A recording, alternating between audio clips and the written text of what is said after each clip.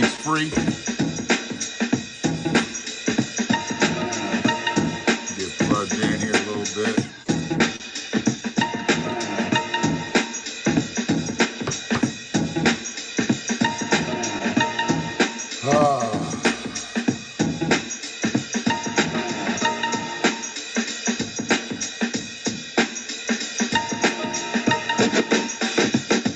Better get the disclaimer out.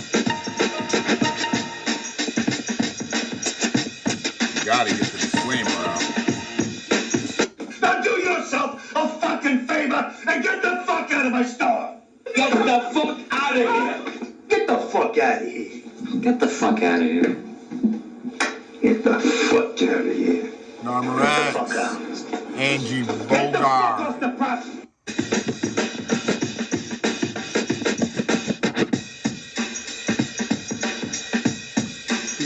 Anybody in the Ypsilanti, the real Ypsilanti discussion page. Hey kid, get the fuck out of here. Kids need to be getting ready for Santa Claus or whoever's gonna show up. Get the fuck out of here. Get the fuck out of here. Nama, you like this title? All right. All right, Narmer. Yeah. Dis-Simone. Dis-Simone.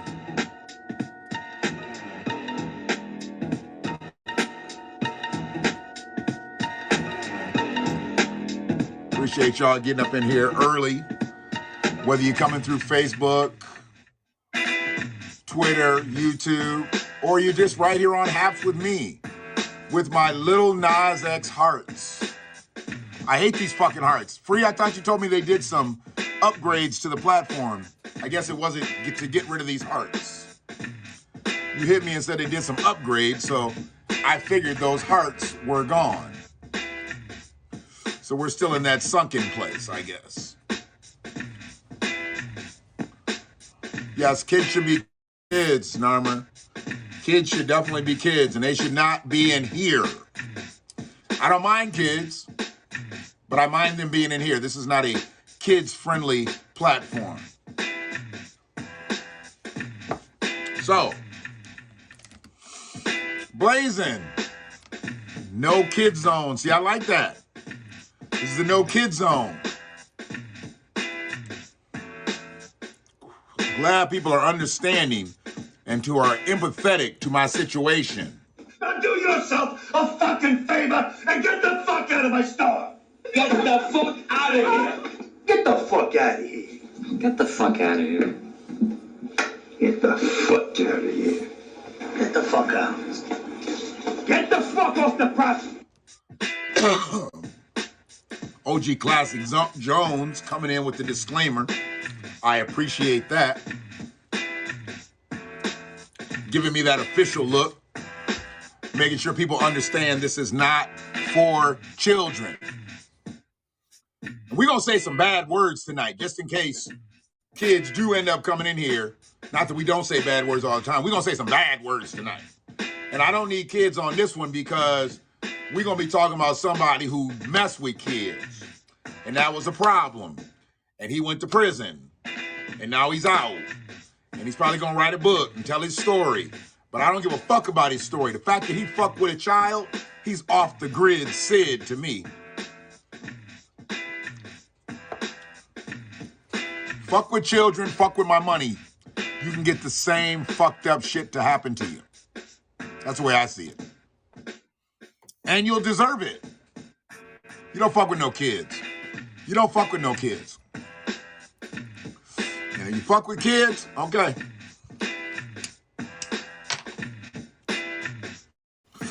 Okay.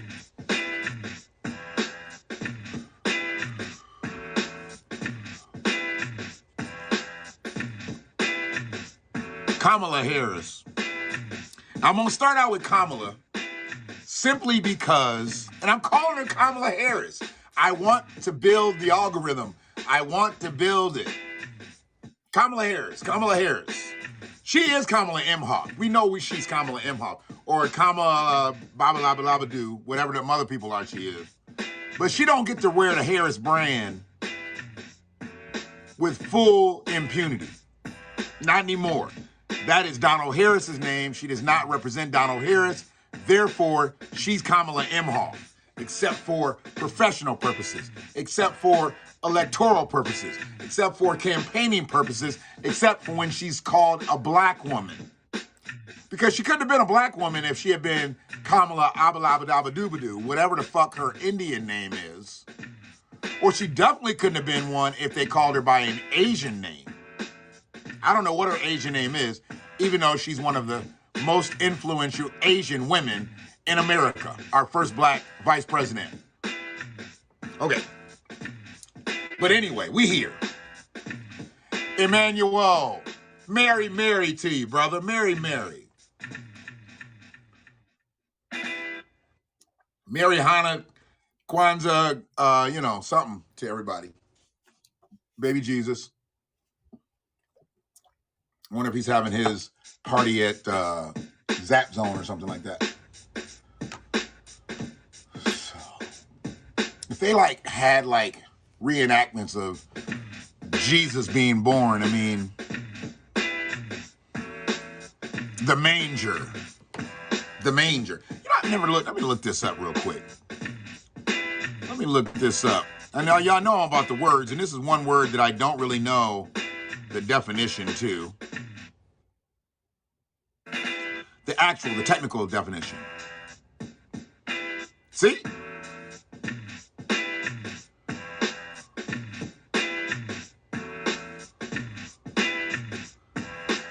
Okay. So that shit does mean that. So when they said that he was born and they had him in a manger, I've always known a manger to be this shit they talk about in the Bible. But a manger really is a trough. It's that thing that all the animals they go up to, they feed out of it. That's where they put baby Jesus. They put him in the trough. They put him in the feeder.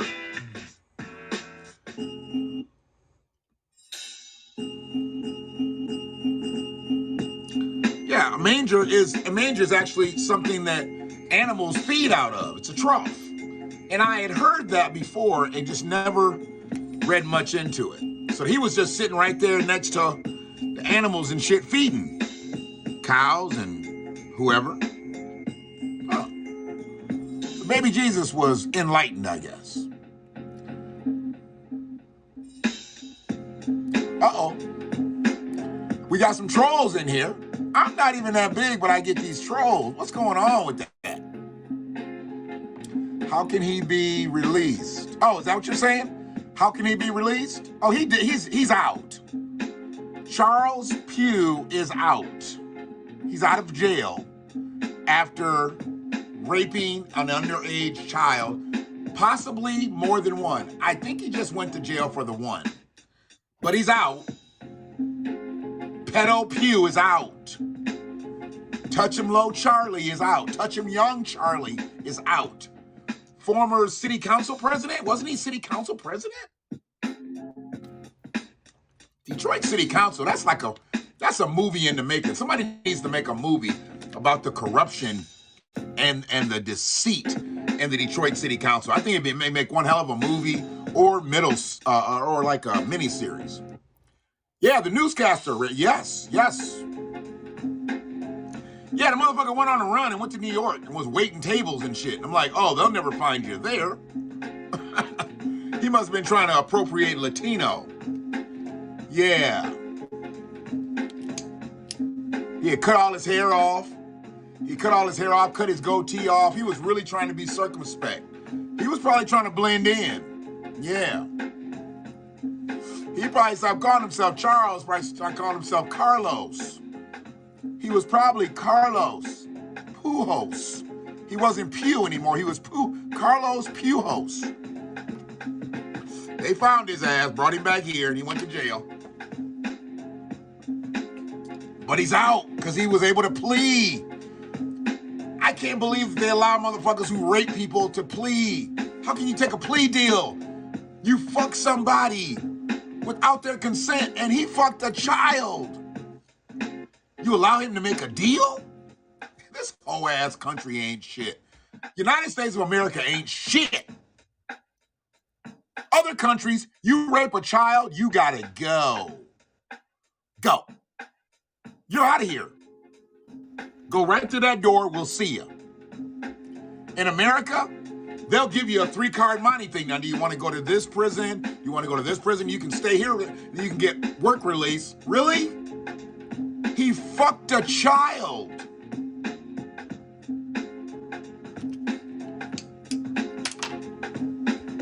Has Edward ever visited your show? Edward the biblical man? The stat man? The guy who says I got a beef with the British and not United States government? I don't think he's ever come on my show. I don't believe so. I don't think I'm the class of individual that people like to come on their show, like me. And, you know, one of the things that I have noticed that when I do go on other people's cast, I can never find them like the day after. They must take them down because I cuss too much. That's why I'm going to be very, very careful as to who I bring up on my cast. Because if I'm not good enough to be on your cast where I can share it and rebroadcast it, you're definitely not coming on my cast, bitch. That's the way I feel about it. I don't owe anybody a motherfucking thing, okay? I only bring truth and facts when I'm up. All this other mythical shit that y'all be fucking talking about sometimes, I don't know who the fuck is in charge in Great Britain. Don't give a fuck. I know Joe Biden's in charge here. Oh yeah, Kamala Harris. Kamala Harris is in charge too. See, a lot of y'all roll with Kamala. A lot of y'all rode with her. But now y'all gotta back up off them chucks and pearls. You gotta back up off them chucks and pearls. Because Kamala is failing miserably. You know who Kamala is? Kamala is the black Sarah Palin.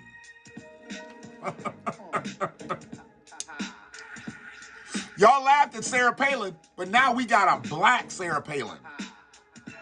Or maybe a woman of color Sarah Palin, because she don't really like being called black. Kamala don't like that shit. Y'all gonna stop calling her black.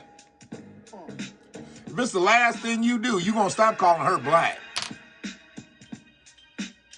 Calling himself Chuck. He probably was. He called himself Chuck Pujols over there in motherfucking New York waiting tables. How they not gonna find you, dog? How you not gonna get found? You waiting tables. Aren't you?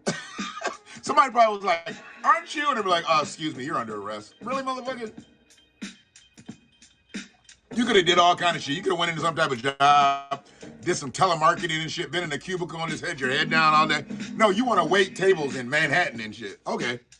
That's real circumspect. Yeah. But that sick motherfucker is out. He's out. He was able to make a deal to get out of prison. And I don't know how prison was for him. I don't really give a fuck. The fact that he fucked a child and was able to make a deal to get out, man, what did he spend, about 5 years in there? However long, it was too short. It was too short. You know how they say people deserve second chances? Some people don't.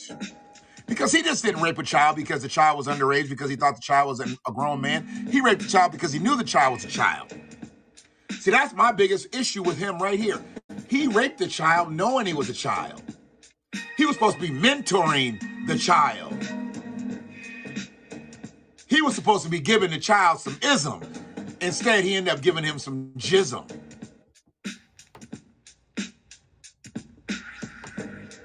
Yeah. The kid came to Charles for ism and got jism. Sorry. It is what it is. And that's why we're in this position right here. Now do yourself a fucking favor and get the fuck out of my store. Get the fuck out of here. Get the fuck out of here. Get the fuck out of here. Get the fuck out of here. Get the fuck out. Get the fuck off the property.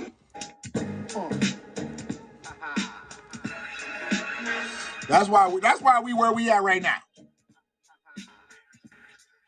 That's why we where we at right now. R. Kelly, I have no regard for R. Kelly. I don't listen to his music now. When I'm in someone else's presence and it's their radio, the music comes on, I just don't, Song came on a couple days ago that had him in it, and I was moving around and shit. I didn't cut it off, but I didn't really vibe to it either. See, he's a different kind of sick motherfucker. R. Kelly is a different kind of sick motherfucker. Not like Charles Pugh. Not like Charles Pugh. R. Kelly used, obviously, his power. He used his power.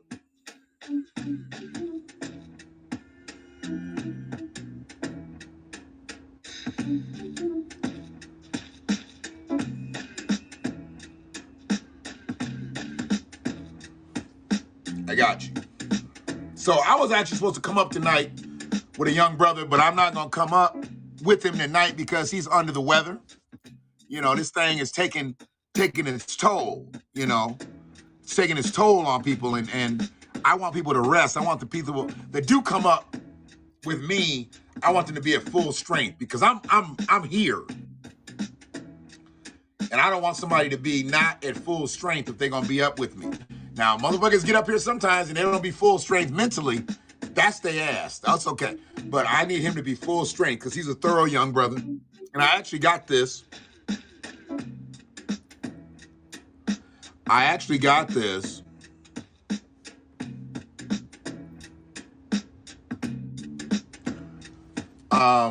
Flowing through this page, the real Ypsilanti discussion page, because it's going to be for the real people. See, there's some Ypsilanti discussion pages that, they're not real. They tend to let people try to be bullies, and then when the bullies get bullied, then they'll block your post, take your post down, mute you, silence you, whatever they do to you. We just said, fuck it, we're just going to make our own page. Just make our own page and we'll talk. Missy B, haven't seen you in a while. In the future, these children are gonna see that the interaction is proper sensing. Yeah. Take it to Britain. I'm telling you, man, the motherfucker told me to go to Britain. If I'm looking for my reparations, don't fuck with the United States government. They ain't got shit for you. You got to go to Britain. I'm like, what is he talking about? What is this man talking about? The Freedmen's Bureau is here. Freedmen's Bank is here. I don't know nothing about Britain.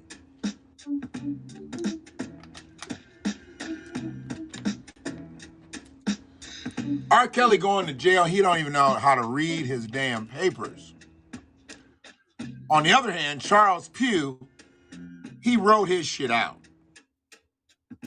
He probably had a list of demands, all kind. Dude, when they give you a deal, you can probably push the envelope a little bit. I want to go here. I prefer to go here. I'll take this, but I need to go here, here. And they'll just get it out of court. I can't see him serving hard time. I don't believe he served hard time. And I'm sorry, but you're a pedophile. You deserve to be on the chain gang in Biloxi, Mississippi.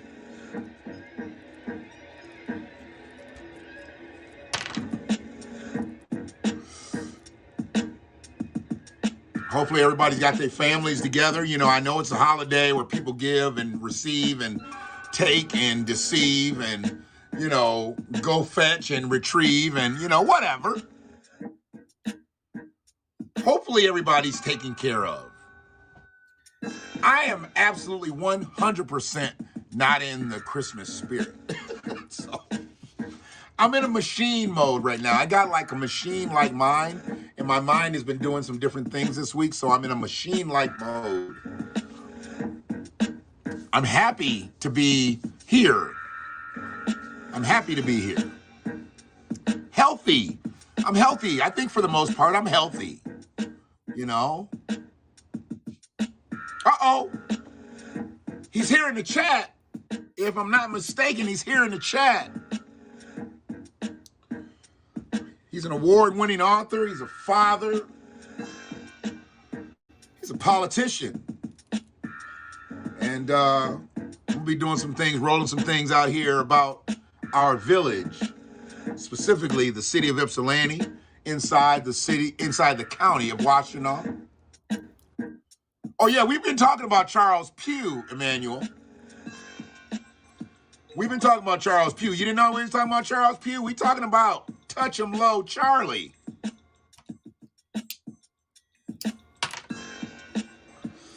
Yeah. Teach 'em Young Chuck.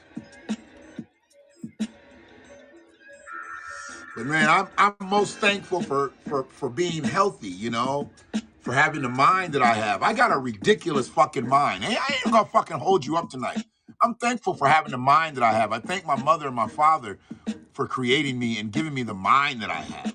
I thank all the ancestors that put in a lot of work to fucking get them here, to get me here, so I can be who the fuck I am.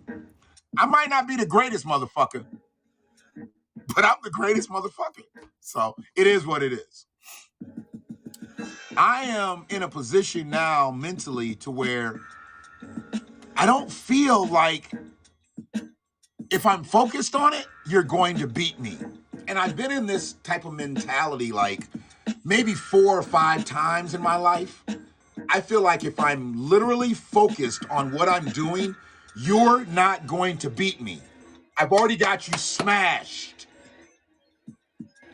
I just want people to know that. I want people to know that you're fucked up if you're going against me and I'm focused on what we're doing. You're fucked up. You should back away. No, you should fucking run. You shouldn't even be in the same fucking room with me.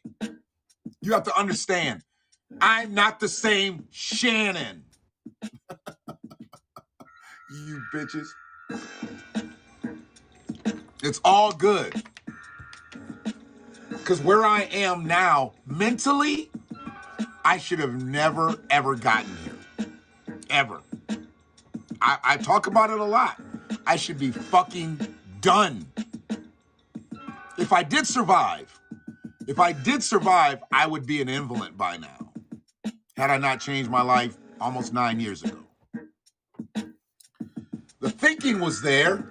I had the thought process going for years, but just kept getting hamstrung. Things came up, bam, bam, bam. Then it just got to a point where I was like, you know what? I don't think I want to die. So I'll just survive. How about that? And I did. And I fucking did. So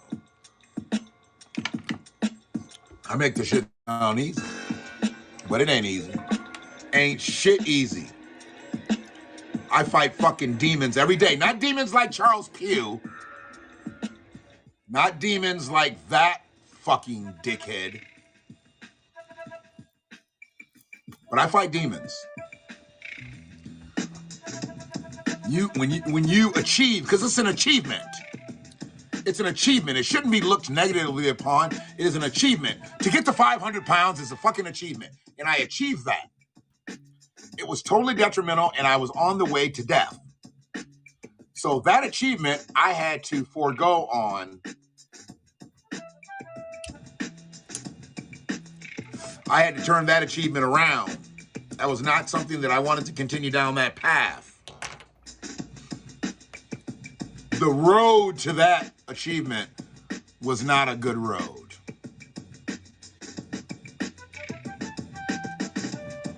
Four or 5 years ago? Okay. What one thing did it for you, Narmer? What one thing just made you turn around and start thinking about things differently?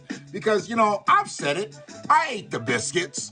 I voted for Barry twice. And I ate the biscuits. But once I saw and I actually felt, because I really didn't feel it at first, because I was doing okay. Not great, had done better, but I was doing okay.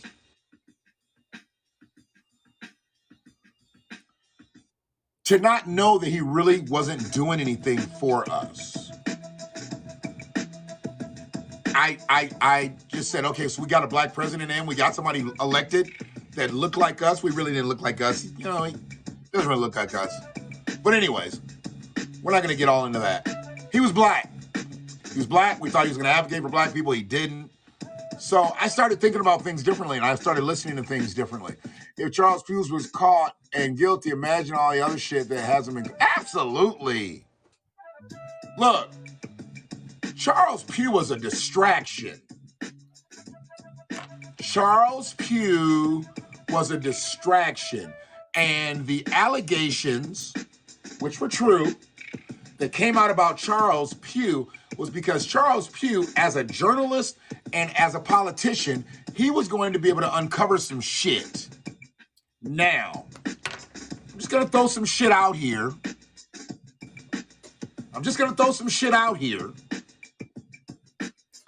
Y'all ain't gonna fuck with me on it. Some of y'all ain't gonna fuck with me on it because y'all that way. Y'all here, but y'all ain't really fucking with me on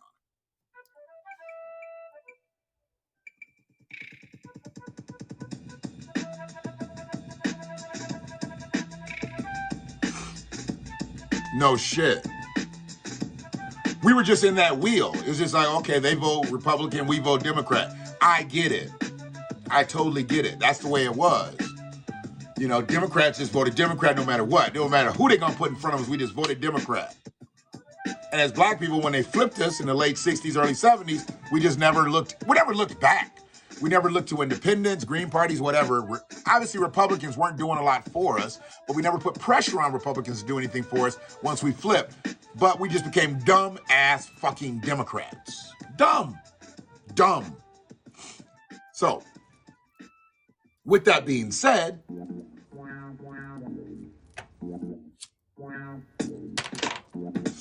Charles Pugh is gay.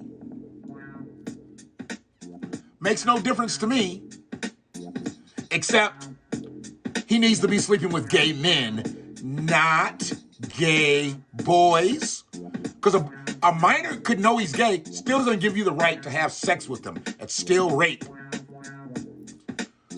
Or gay boys who may be confused about their sexuality, but you're just going to go and push them over the fence and say, oh, no, you're gay now. You're gay now. You're going to make them fall in love with homosexuality through your loins. You piece of shit. Charles Pugh. You fucking piece of shit. Thank you. That's my PSA on Charles Pugh. You piece of shit.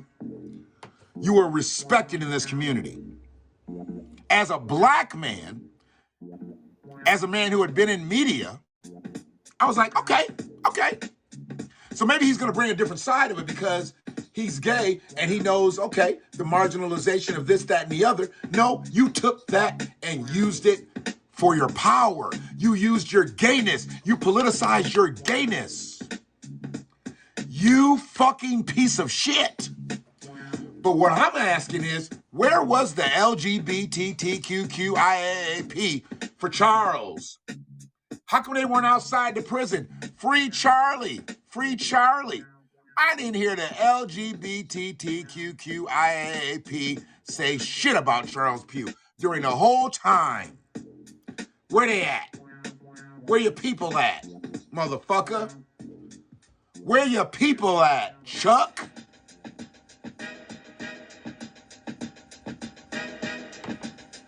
Where your people at? You know, everybody knew who you was. You still got voted in. You were respected in the media realm. You were a respected journalist. Everybody knew who you was. But once you started fucking with little boys, didn't nobody care. But my thing is, where was the LGBTQIAP when you was going through your trials and tribulations? Huh? That's what I want to know. I want to know where the fuck they was. Because I say it all the time. Whenever black gay people get in fucking trouble, the LGBT be like, okay, whatever. Yeah. You don't never see them coming to the aid of one of their brethren. Where is the sisterhood?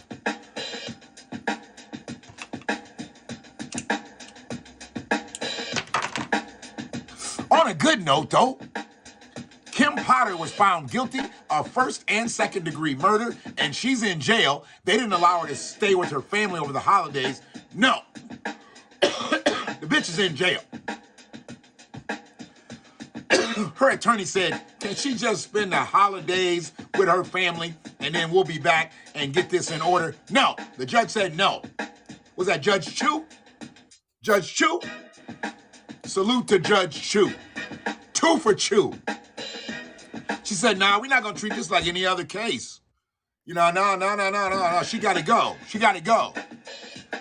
Judge Chu looked like she was seeing some past. She might have remembered the detriment and how bad Asian people have been treated in this country by the past powers that be, by the past police. And she was like, no, absolutely not. Get that bitch up out of here. Swiftly. All that crying she was doing on the stage? Nah, that's what it was. She wasn't on the stand. She was on the stage. She was like, it worked for Kyle. Maybe it'll work for me. Up there wearing all them goddamn Mary Poppins costumes and shit. That bitch was wearing all that shit like she was ahead of the PTO, like she brings a motherfucking apple pie into the goddamn parent-teacher conference. They had her dressed up. How you gonna have that big burly-ass bitch all dressed up in that little dainty-ass shit? She don't wear that shit. They're like, we need to soften you up. We need to soften your look up. How you gonna soften that bitch up? 26 years. Thick neck ass bitch. That bitch is at least a 42 waist. I don't know how you gonna soften all that up. They tried to soften that bitch up, gave her little sweaters and stuff to wear, you know, make it look like, you know, she's all petite up in this bitch. This bitch is 240 strong.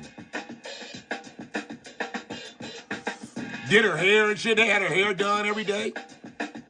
Yeah, okay. Stop fucking around with me. For any kids out here who are getting ready for Santa, you keep doing that. Any of them that are trapped in this fucking chat right now? Now do yourself a fucking favor and get the fuck out of my store. Beat it. Get the fuck out of here. Beat it. Get the fuck out of here. Beat it. Get the fuck out of here. Beat it. Get the fuck out of here. Beat it. Get the fuck out. Beat it. Get the fuck off the property. Hit it.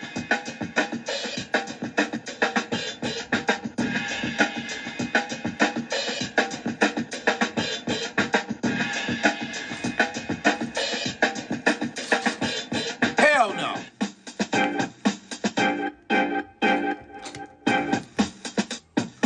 Ain't no black gay people out here getting no love. And right now, I mean, you got Juicy Smollett, you got Touch 'em Low Charlie. All, you know, there's a lot of light-skinned gayness out here that really ain't looking good. Y'all need a light-skinned gay person to do something good out here. Because y'all light-skinned gays is really on some fucked up shit right now. Y'all light-skinned gay people is really on some fucked up shit. Telling you. Right around the holidays.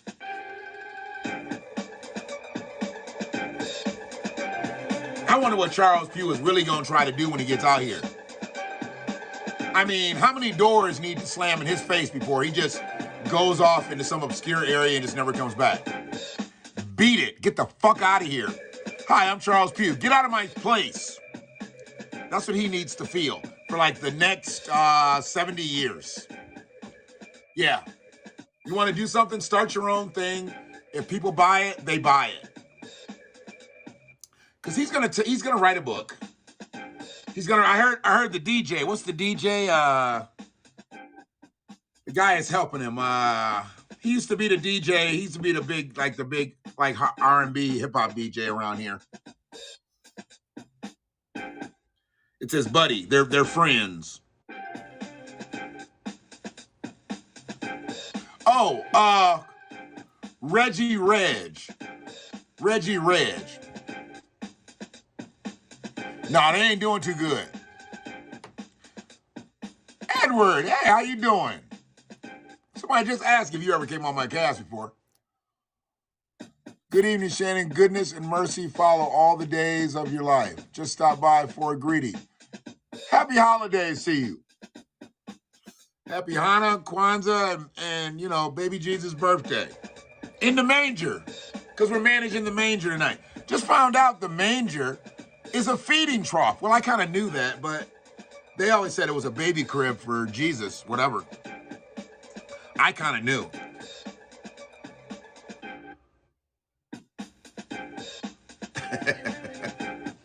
Uh-oh. So what I'm doing now, did you set that Haps count? Did you set the Haps account up? Question mark. I'm trying to get him on the platform.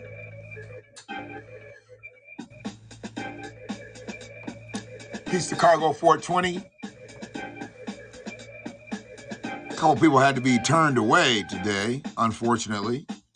Hey, it was Christmas Eve, you know. And they had been told that we closed early. So I really didn't feel bad. As much as I don't like to say no, I had to say no. Oh, here he goes. It's the platform that I'm streaming through right now.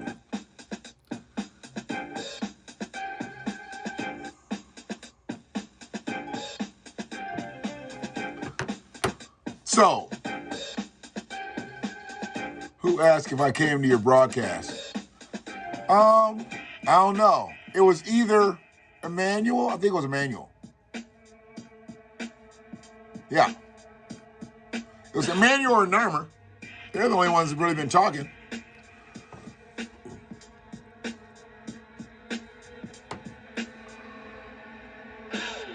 Can't remember. But where I am mentally, like I said, I feel kind of unbeatable. Not for any particular reason, like I did something spectacular. Even though I did, I mean, pretty much every day I do something spectacular. I don't know it's spectacular, but it turns out to be spectacular. I don't set out to do spectacular things. I just set out to get results. And when I get results, sometimes spectacular things happen. People that say they set out to do spectacular things are liars. You set out to have a good result. You have no idea it's going to be spectacular.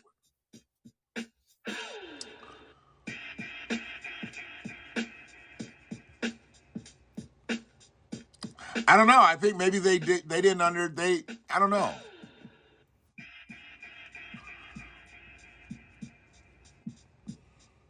I don't think people saw that cast that we did. And I don't even know how to find them. I was just talking about that, the way Haps has fucked this up. And then I think some people take their cast down after they cast with me. I think they take them down, you know.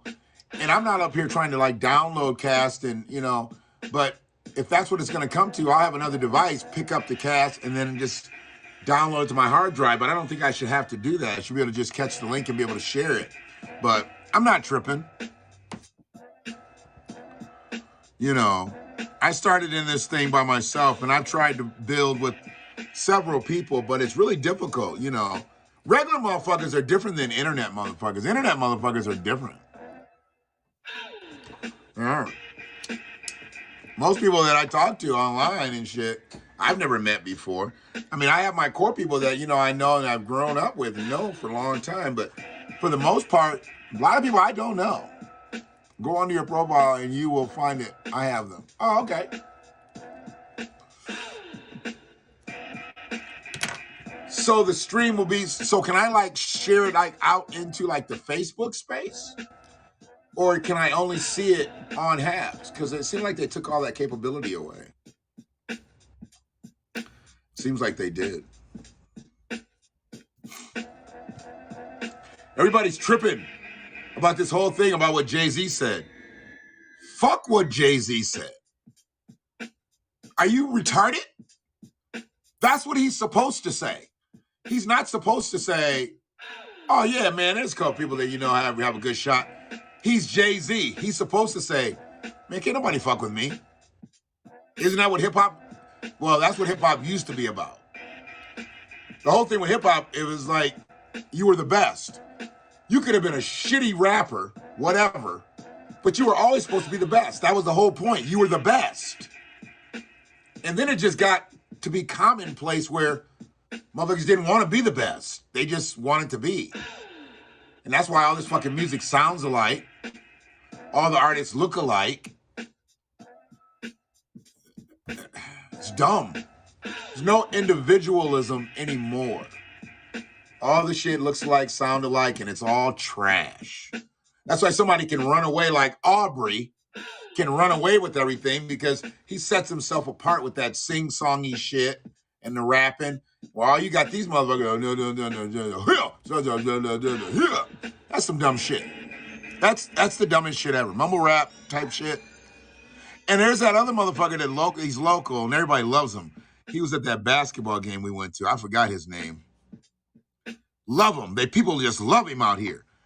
And whatever he does, so I salute the brother. I don't think he's hurting anybody. I don't think he's hurting anybody with what he does. He hurts my eardrums. I don't like his music. But he's not hurting anybody. Like Charles Pugh did when Charles Pugh raped that child. And he's free now. If you didn't know, Charles Pugh's free. He's free. Charles Pugh is free. Can you believe it? He's fucking free.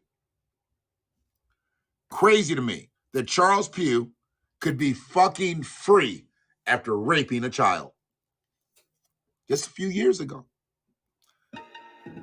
Just a few years ago. Charles Pugh raped a child. Now he went to prison. Now he's out. Charles Pugh did less time than Kwame did. Y'all know that? Charles Pugh did less time than Kwame did. And he raped a child.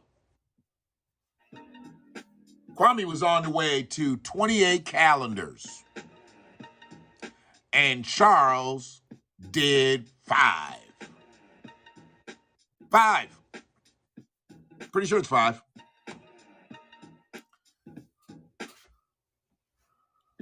Hold on one second.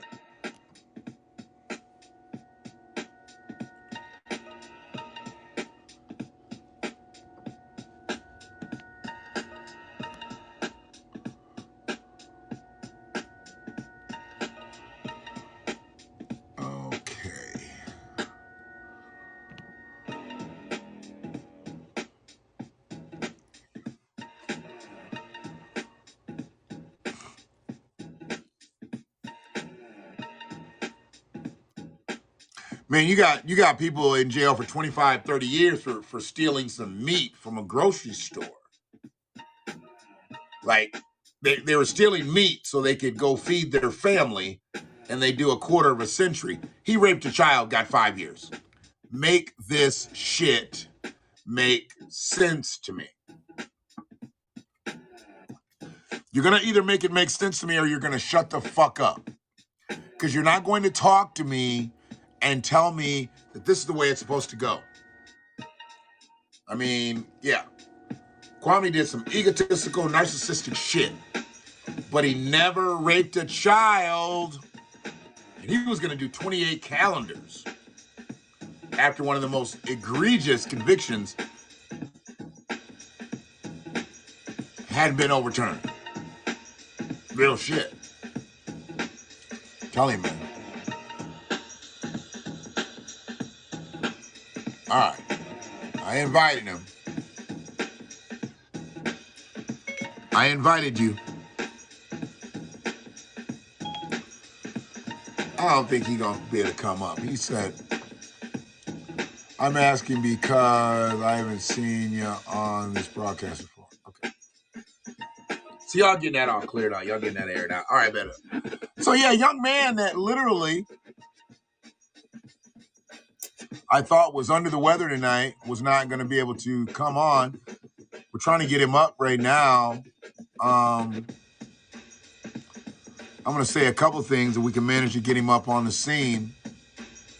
And then I want him to kind of take over as much as he can.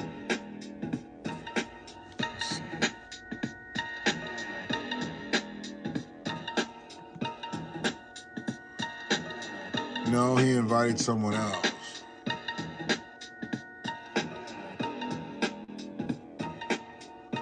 Okay, I invited him.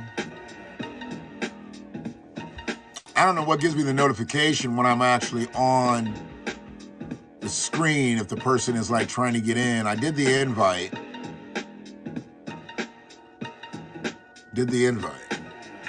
But yeah, this Simone. So did y'all see that whole thing with Charlemagne and Kamala? I've watched it in so many different ways, so many different angles. Uh-oh. Hold on one second. I'm going to finish as soon as I get this brother up. I want to see if I can get this brother in. Uh-oh. There he is. Hold on a second, y'all. What's up, big homie? How to get away from this? Hold on. Oh, there we go. All right, so let me introduce you because we didn't come on. We got to come on this thing like this because this is the reason I wanted you on this space. Okay. Let me cut the music down. When I'm just in here playing in the sandbox by myself, I got a whole lot of stuff going on, but I'm going to be professional now. I'm going to get my professional hat on. You know, I got to be like these other professional casters around here. So I got to sit upright and things like that. You've been doing your thing. I'm just doing my thing. So the HAPS platform, and correct me if I'm wrong for the brothers and sisters that are in here that have been on here for a long time, because I came on 8 months ago. And I came on because a brother on Facebook had seen me doing videos. And he was like, you should try out this space. It's for independent journalism, and you can talk your talk, and you can latch it up to your YouTube and your Facebook. So I was like, okay, cool. So then I did it. 8 months later, they've now changed the platform a bit. We had some headway, and they've changed the platform a bit. Many of the people that were on the cast before didn't come back. Like once they kind of killed everything, and then we had to re-sign up on a new app and everything. But I talk to people on here from other countries. And when I talk about other countries, a lot of times I talk to people about what you're doing in other countries, your book. So this is an award-winning author, y'all. He wrote a children's book called Woke Seed, and he is an award-winning author. And I try to say that as much as possible because it's not common. And I want it to be commonplace. I want award-winning authors all around me. But we've got to start somewhere. Right. So, you know, and since we're right here in Washington County, since we're right here in Ypsilanti, Michigan, we're going to start here with the award-winning author of the book Woke Seed, Mr. Karan Gaines. Thank you, brother. Thank you, big homie. Appreciate it. I seriously didn't think you were coming up. Knowing that you're under the weather. Yeah. I'm sweating right now, as you can see. 1 minute I'm cold, next minute I'm hot. Okay, and I don't want to get any misinformation for anybody out there. I mean, it's all real. He's being real. To come up here tonight, you know, y'all got to protect yourselves the best way you got to protect yourselves. I think first and foremost, I'm not telling anybody to do or not do anything. First and foremost, we've got to get healthier.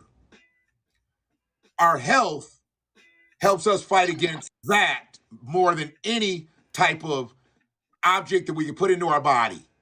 Right, I agree. Our health, being healthy, having strong immune systems is the best fighter, is the best vaccine that we can have. I think being healthy.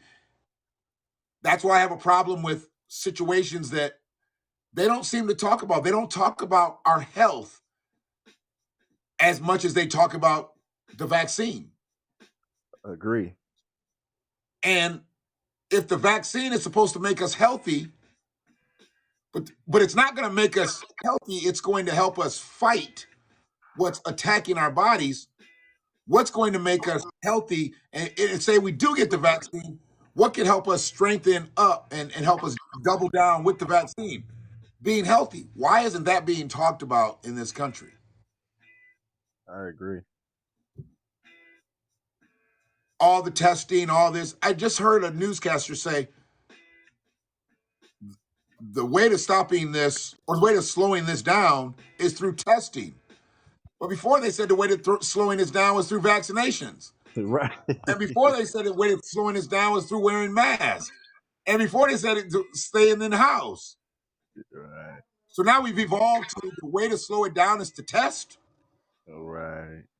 What's a test going to do? But just give us more statistics. Right. Is it going to slow things down because we have more statistics? We have more statistical information. Can you show me, can you give me verifiable proof how that could possibly slow down this situation? But that was his whole take. And he had a whole, I didn't see the whole cast, but it's the guy that has the spotted skin on Fox. And I just said, they allowed him to do that? They allowed him to say that? And then he said, and the biggest, they said the biggest areas, obviously, Detroit, they're giving up, they're doing rapid testing at these particular places in Detroit. You either have to live or work in Detroit. Why should that matter? Couldn't anybody be able to go in and get a rapid test? I mean, dude, how are the kids? Because if you're like this, I know you've had to kind of stay away from them. Yeah, I got all their Christmas stuff, disinfected it and dropped it off at the doors and stuff. So this thing real. I didn't think it was until my girlfriend got it a month or so back. And that was the first time I prayed in some years. I don't pray. I believe in manifesting, but I thought I was gonna lose her. And dealing with it now myself, man, this stuff is for real. It make me just wanna, like you said, be healthy outside of all of this, just on my own without a vaccination or it's serious, man. And it's really made me regroup my life a lot because the way I feel, man, I don't wish this on nobody. This is horrible. Like if you look at me right now, I'm sweating, but I'm not hot. You know what I mean? And it's like it's this is different. I've never experienced nothing like this. But And for those who don't know, well, how tall are you, Karan? 6'4". So you're 6'4", and he's very slender. He's a healthy person. You eat good, but it still attacked you. It still attacked you. So someone that looks like me to someone that looks like you, I'm like who it's supposed to be coming for. Right. I've got all these deficiencies and I've got all these situations that it can attack in my body. But it got you. So, and it's not like you just out here. I mean, you have to handle your business. You have children. I call them germ factors because they go to school. Right, I agree. And they're around other kids that are germ. So you've got 6 potentials. Really, 10. My girlfriend got 4. So 10. So imagine, yeah. Wow. Every week somebody's getting out of school early because a classmate was exposed to COVID or something. So they sit them out for a week or so, so it's like, then it's been incidences where I'm dropping my stepson off and one of the girls like, yeah, one of the students had COVID, but the school ain't contacted us. So you got all type of levels to this thing. And it's like, I feel so dumb because I didn't take it serious the first year. Okay. I really didn't. And so many young people didn't. And so now what scares me is like, damn, like you said, if it attacked me and I'm pretty healthy, imagine our elders. Our elders are in such danger because they don't do things to help them be healthier. You Right. know, they're also taking a lot of disabling medications. You know, a lot of medications that compromise and work against each other. You know, one of the things I was watching, I watched this old cat, Pharaoh, and he was talking about like herbs and spices and things like that. He's like, one of the dumbest things that we do is we take all these herbs and spices and we crush them up, ground them up, and throw them in a blender and eat the shit through some way, right? Uh-huh. He's like, you're making those things counteract against each other. All their benefits should be distributed into your body individually. Because when you try to do it collectively, they lose something. That makes so much sense. I never thought of It's that. just logic. Just like, and he was just talking about just the simple stuff that we get from Plum Market or something like that, Whole Foods or whatever. Pure herbs and spices. He was like, you take this herb with this. He was like, me, the way I do it, I love drinking water. So he puts the spices in he's got all these different bottles. He's got ginger, turmeric, this, and this. Takes them separately and drinks them separately versus putting them all in one thing and making a smoothie. Right. You know, because they basically are going to be working all at the same time. That can fuck your body up. Think about Right. why you drink stuff like that when you put all those herbs and spices and the fruits and everything. All of a sudden, it becomes a detox. You got that right because you're Right. making all that stuff in your body move. Right. That makes sense. That make a lot of sense. Yeah, and it becomes a cleanse. Yeah, but you do that with anything. You do that with any situation, and then throw some fiber into it. You can loosen things up. But he said you're supposed to enjoy those. You're supposed to be able to feel the benefits, but we never take the time to feel it because we get all the stuff consumed. At first, what were they talking about? Like the orange peels, doing the boils and all that stuff.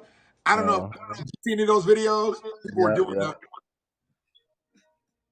I never hear about that stuff anymore. Have people stopped like doing You took the words out my mouth. I haven't seen that since the first few months of the pandemic.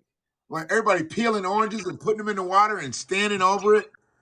And I'm thinking to myself, okay. And then when they start talking about, getting, either arm, everybody start talking about healthier ways of doing stuff. Like, oh, we got this, and this is just going to take. No, you're supposed to actually get healthier. If you're thinking about it, if you haven't gotten there, you thinking about it, you should probably want to start getting healthier because your body's going to go through something when you do that too. Right. And if you're not in good health, some people have been taken down. They just were doing some studies and talking about women that are pregnant, and if they get the shot, they go through some violence and generally miscarry. Wow. Yeah, you can't. It's hard to retain if you've got it and you're pregnant and then you get it. Yeah, your body Well, goes through too many transitions. right. My niece, she's 21 Uh, and she's vaccinated, got the booster shot, all of that, and she got COVID right now, full blown. She's worse than me right now. wow, So for me, 21. it's just like 21 years old, work at the hospital. I mean, Yeah. if she's got it, and I know she did all the things because she's okay. Was she in that situation where they had to force her to get it to keep her job? I think, to my knowledge, she was more pro it, Okay, regardless. okay, Yep. I don't think her job, it got to the point to where she like, I'm doing it to keep my job. okay. So she probably feels like, damn, I did everything that I was supposed to do, and I'm here. Yeah, it's a funny thing. Well, it's not funny at all, but I know what you on the mean. on the Breakfast Club, the Migos was up there. It might have been early this year, Okay, and out of the three, Quavo is the only one who got vaccinated, right. and so they mentioning to him like, yeah, you can still catch it, and the expression on his face was so priceless. He felt tricked, like, I can still catch it. So I went down there to get the shot, and I can still catch it. And so it's things like that that make people, because he's popular. So you got to Right, think of the youth looking up to him. right. And him saying that, they're like, oh no, ain't no point in getting it. And then they knowing people like my niece, for example, who got everything they requested to get. The Right. booster shot, all of it. Right. And she's sicker than me right now. So she checks all the boxes through protocol, through mandated protocol, Mm-hmm. and she gets it. I mean, you have a hard time trusting what they tell you because they only told us so much. Right. And I've never been one to demand, like, what's in it, what's in it. I want to know what's in it because I do like that quip of we don't know what's in Tylenol, but I've said to myself, like, I don't know what the fuck's in a candy bar, but I still eat candy bars. I mean, you really don't know what it's in a candy bar. It says, You really don't. chocolate, nougat, caramel, but what else is in that bitch? Right. We don't really know, and we still eat them. So this situation was, okay, I walk up, white guy in front of me, white guy in back of me. I don't think they're giving them something different than they're giving me. I don't think when they go up, he gets one shot. And, oh no, you go over this way, or I think so either we're all getting something or we're not getting something. I don't think that they're now what I've never. They don't have a black vaccine. I don't think they have a black vaccine. I don't think there's a black scene. I don't think there's a black scene. Contrary to what Juvenile said when he said "vax that ass up," but that is not a black vaccine. I do believe my ambivalence probably shot up a bit when they said they had the one that you took twice and then the one that you only take once. I was like, how can you do that? Like, if you're all in line, I understand science. I understand they got to the result a different way. 2 over here, 1 over here. Okay. Why didn't y'all explain that though? Why couldn't y'all come out and say this is why this one works this way? Education. Think of this, big homie. Imagine us younger crowd. It's hard to, for one, lead us in a direction. Yeah. Especially with something like this. And so you come with, okay, get the vaccine. Then they come with this booster shot thing. Right. And it's something else. It's kind of like you lost us the first go around. Right. Right. And so me dealing with this now, I'm gonna be a lot more vocal about it because I don't wish this on nobody. Like my bones is aching. I'm getting all these sharp pains in my body. My breathing at times slows up. 1 minute I'm freezing cold. Next minute I'm sweating. I've been sweating the last 4 days. At night, I have to flip my pillow over, then put another pillow on top of that, then flip that over. Yeah. And I mean, it's soaking wet. Right. Like, soaking. And so it's scary. I ain't gonna lie. That's the best word I could use for it. Your body is doing its best to fight against it. And all this shit is doing is just attacking where you can't fight. I mean, because you like I say, you can change your temperature, you can keep changing the pillowcase, this, that, and the other. Next thing you know, you're sweating. Now you got to chill. Right. So it takes your body because they know your body's on this one extreme, swings you right to the other end of the pendulum. You can't fight that. Right. You can't fight. Now you're fighting for covers and trying to. Yeah, and I don't know, but you being who you are, Dana being who she was, 2 fairly healthy people, I gotta take into consideration the stress of dealing with the kids. Where does this leave the book right now? Because the book is still soaring. I just keep saying over 30 countries now. But where exactly is the book now? Like, where exactly is Woke Seed? How does this go up things? It's so funny you said that because we said we was gonna log in sometime this weekend and check again. Okay. Giving you an update. Things is bigger than it was before. Right. Things was pretty big before. Inkzoid Foundation is mentioning a publishing deal for me. Okay. And that's the biggest publishing company in India. So nice. If you Google Inkzoid Foundation, you'll see it's the biggest. Okay. They have like 6 different countries, and under them countries, it's probably like, I don't know how many it was I can't even remember. It was endless amount of platforms they pushed their books out on. Got it. And so from there, like I said, that's in January that they'll be mentioning the actual numbers and everything. I'll be out there for sure February, end of February. They got a whole Black History thing for me for creating the term woke seed. Wow. I got to hear Miss Universe's voice after she won, the night she won. Really? Over WhatsApp. Yeah. She's from over there, right? Yeah, India won. Wow. The odds of that? You got to give me an autographed picture. And so they did an article on it about me congratulating her, because all I did was they chimed me in on the WhatsApp, a group message, and she was talking about how excited she was and everything, and I'm like, congratulations. And whether she heard it or not, you know, they made an article on it. You know, I got to hear her voice the night she won, so you know, that was priceless. That was priceless to me. You're moving in spaces now where some people don't understand the territory. And I think I've talked to you a little bit about this each time we've gone up. You just got to leave the petty shit by. You got to let it go because you're not there anymore. Can I say something, big homie? Yeah. I don't know if it's a downfall for me, but my heart, it just don't let certain things slide. And it's like no matter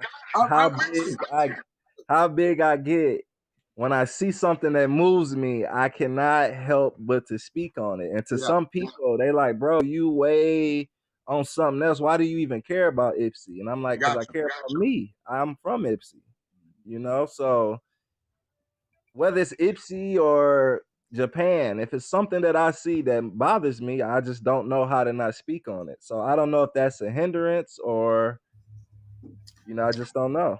Let me give you something from, and because I truly appreciate the reverence. When you call me big homie, you just don't call me big homie because I'm fat. You call me big homie because I think I'm able to deliver a message to you through just typical dialogue. So I need to be big homie right now. Yes, sir. Yes, sir. You give off a well, you don't give off. You got that father, uncle, granddad, Right. big homie in the neighborhood. You know, that's so it's a respect thing for me. Everybody ain't a big homie to me just because they older than me. Thank you. Thank you. You know, just period. I have a motto. There's elders and there's old motherfuckers.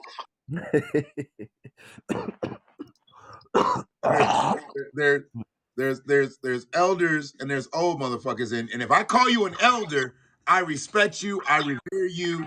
You bring something to my life. You bring game to my life. And I know the moniker nowadays, and I somebody probably gonna tag me at some point and be like, look, see, he talking shit about you. But I'm not really talking shit about Gilly because I really know Gilly. I used to call Gilly Jilly because I didn't really know his name. But I know this shit is $1 million worth of game. Mm-hmm. But we was talking millions when I was 21. I ran $1 million business.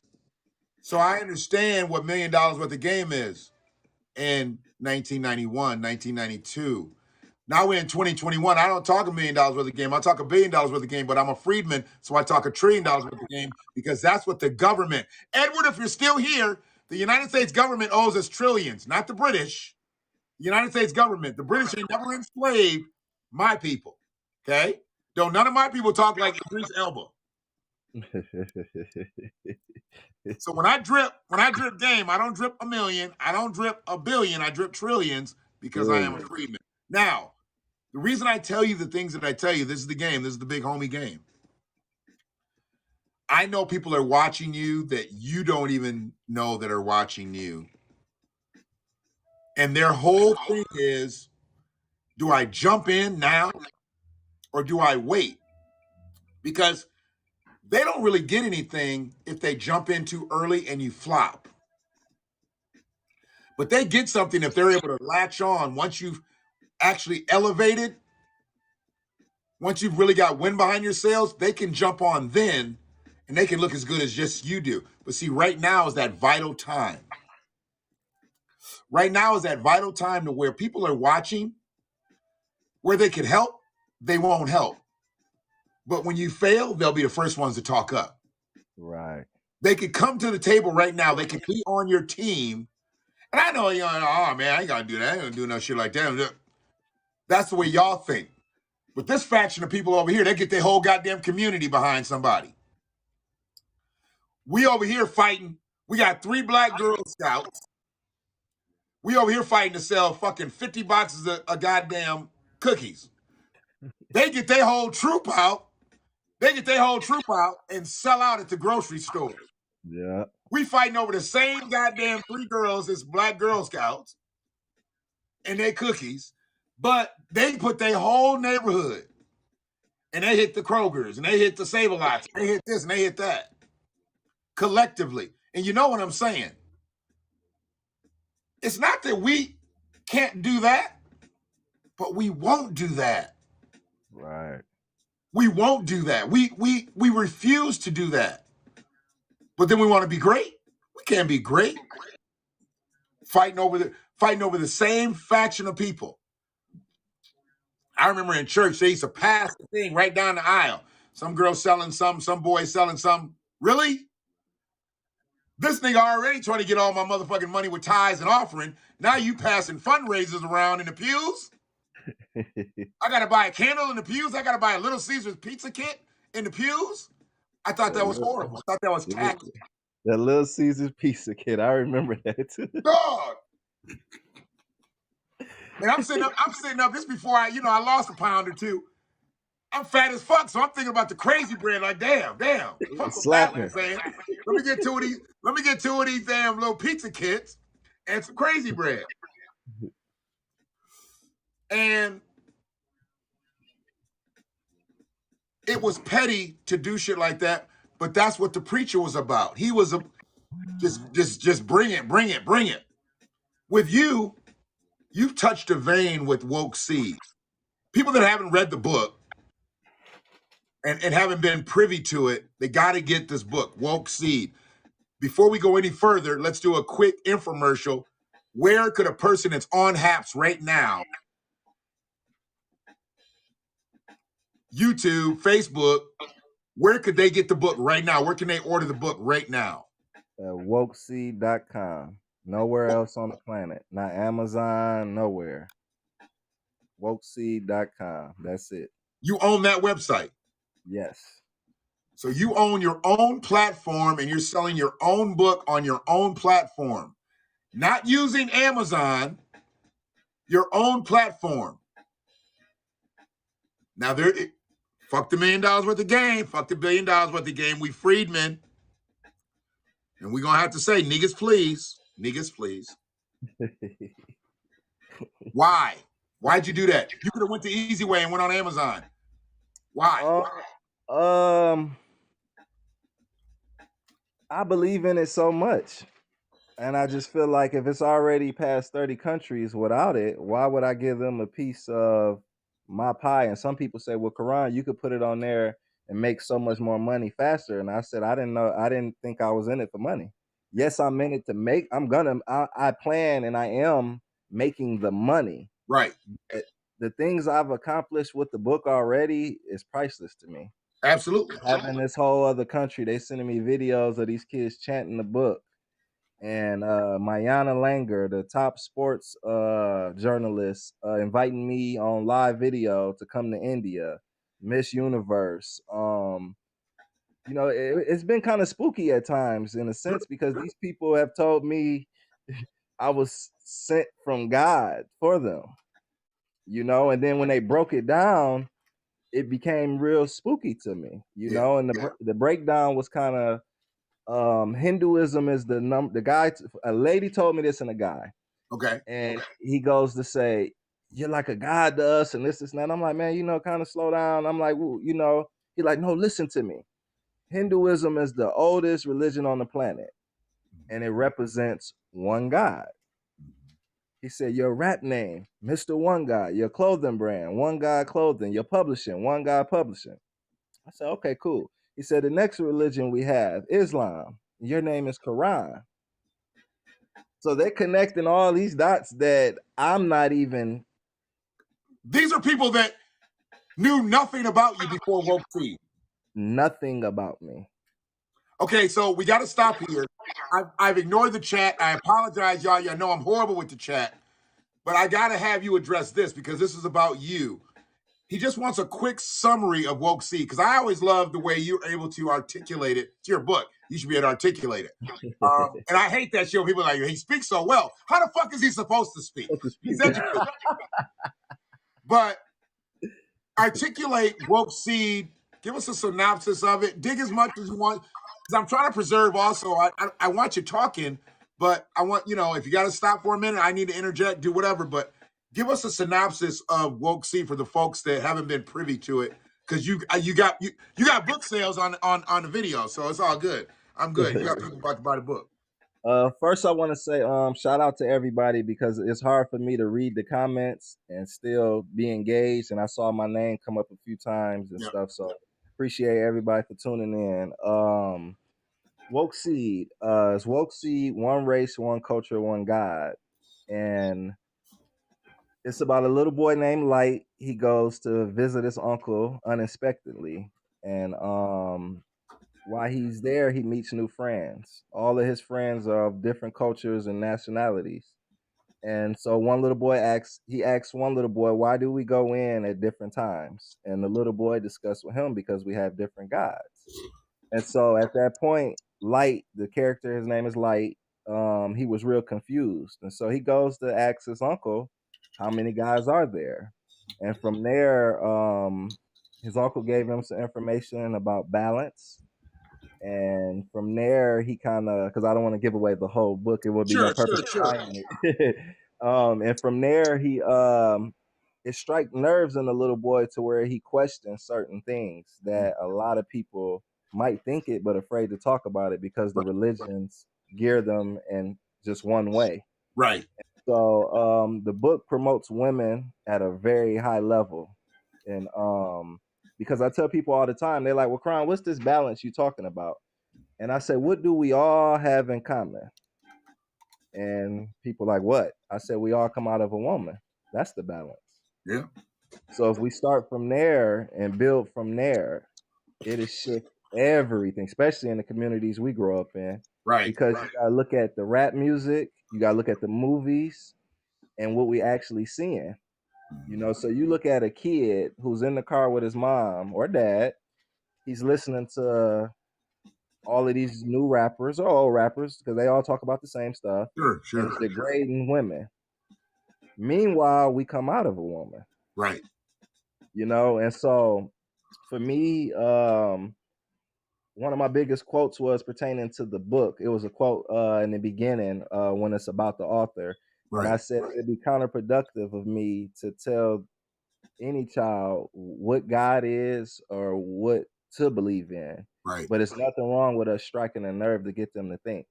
This is true. And so what I've noticed is two things.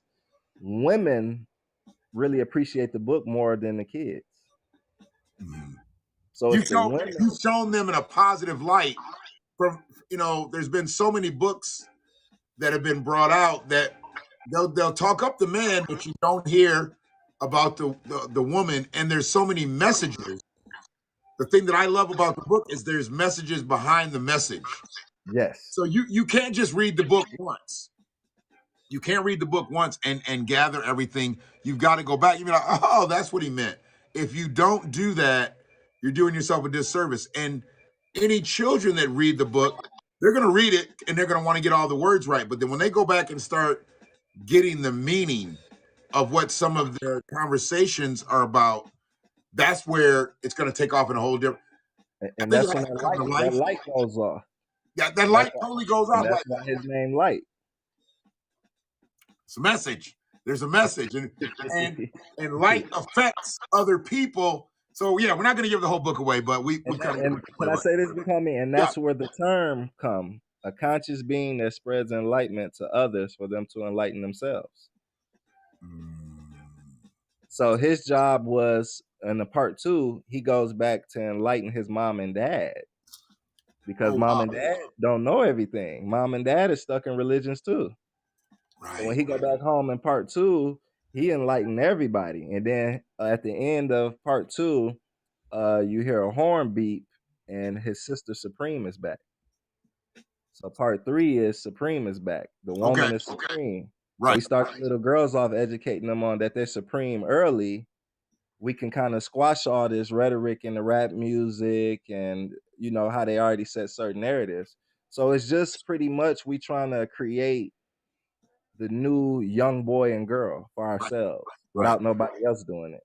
Right. I would hope that by the time my granddaughter gets up to the point where she's able to kind of articulate some things, I would hope Megan the I almost let it go. Megan the Mayor, because I can't call her a stallion because a stallion is a horse with a dingaling, and Megan doesn't have a dingaling.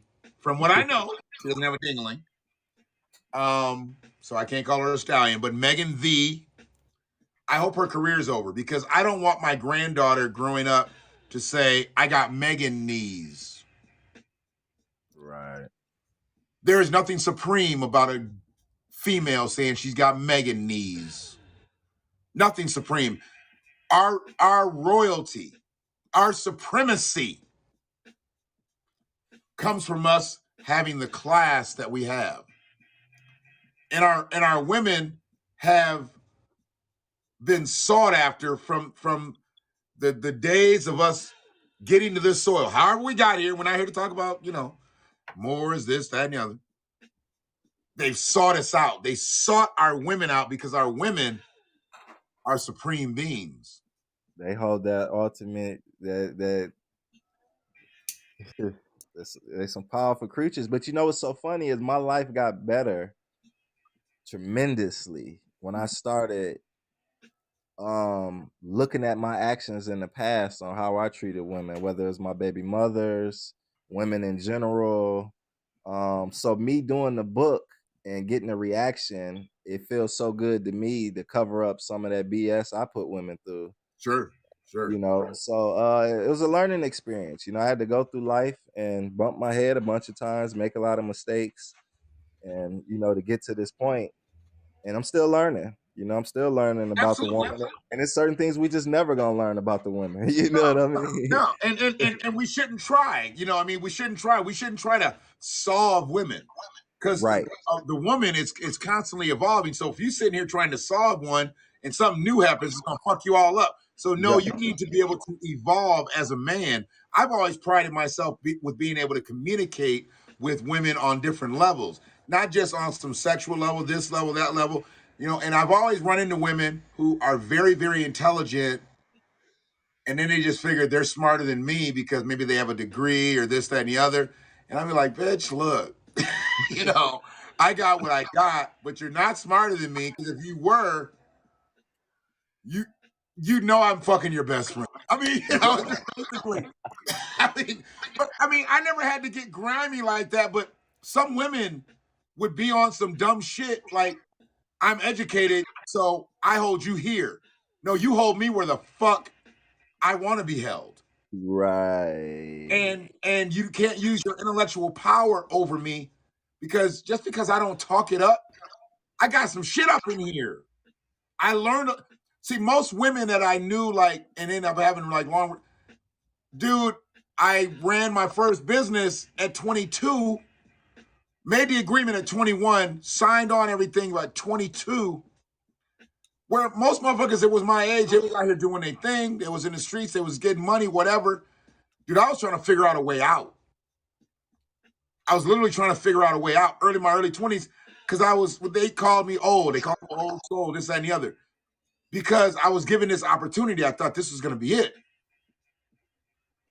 And then to get thrown back into the reality of ended up working, dead end jobs, this, that, and the other in my later 20s, because by that time, and then I go through broadcasting school and I wanted to be a father more than I really wanted to be a broadcaster. That's what I taught myself. I really wanted to be a father because I was supposed to vamp. As soon as I got out of broadcasting school, I was supposed to leave Quran and go to Alaska. But my kids were here and I wanted to stay here. If I had to do it all over again, I'd be in Alaska. I'd have a triple fat goose right now. I'd be going into my shift. What is this? Right now it's 10:45. So yeah, I'd be going in from because I'd be a late night DJ. I know Right. I would be a late night DJ out on the West Coast. Well, I probably still wouldn't be doing that. I would have worked my way south into California. The goal was to go out west and come back down, and then come back home and be a big fish, and do that thing. But it didn't work out that way because I just didn't want to be away from my kids. Now the way I see people go away and get the bag, I know you have responsibility. You have 6 responsibilities. Truthfully, you have 10 responsibilities combined, blended family with Dana. Big homie, I'm going to get the bag. Okay. Okay. I ain't got to say it then. I ain't got to say it. I was going to say, okay. I'm going to get it. For sure. I don't care if it's in Timbuktu. I'm going to Okay. get it. I just making sure because that will hold brothers back sometimes. We talking some real shit now, right? Right. Real spill. Some men would be afraid to go do this because of what they thinking they missing back here. Because see, a lot of these women got men shook. A lot of these women got men shook where they don't think they should leave home. Cause she gonna be sleeping with somebody else. That's what and especially as young dudes, that's like the number one thing in our mind is getting cheated on. It's like, bro, you worried about the wrong stuff. Go Look, get the man, money. I'm gonna say this here because I ain't never said it before. The way I'm gonna say it. A young motherfucker worrying about getting cheated on, what he needs to be concerned with is being reeled on. Because that's what he is. He's getting the real. You're not getting cheated.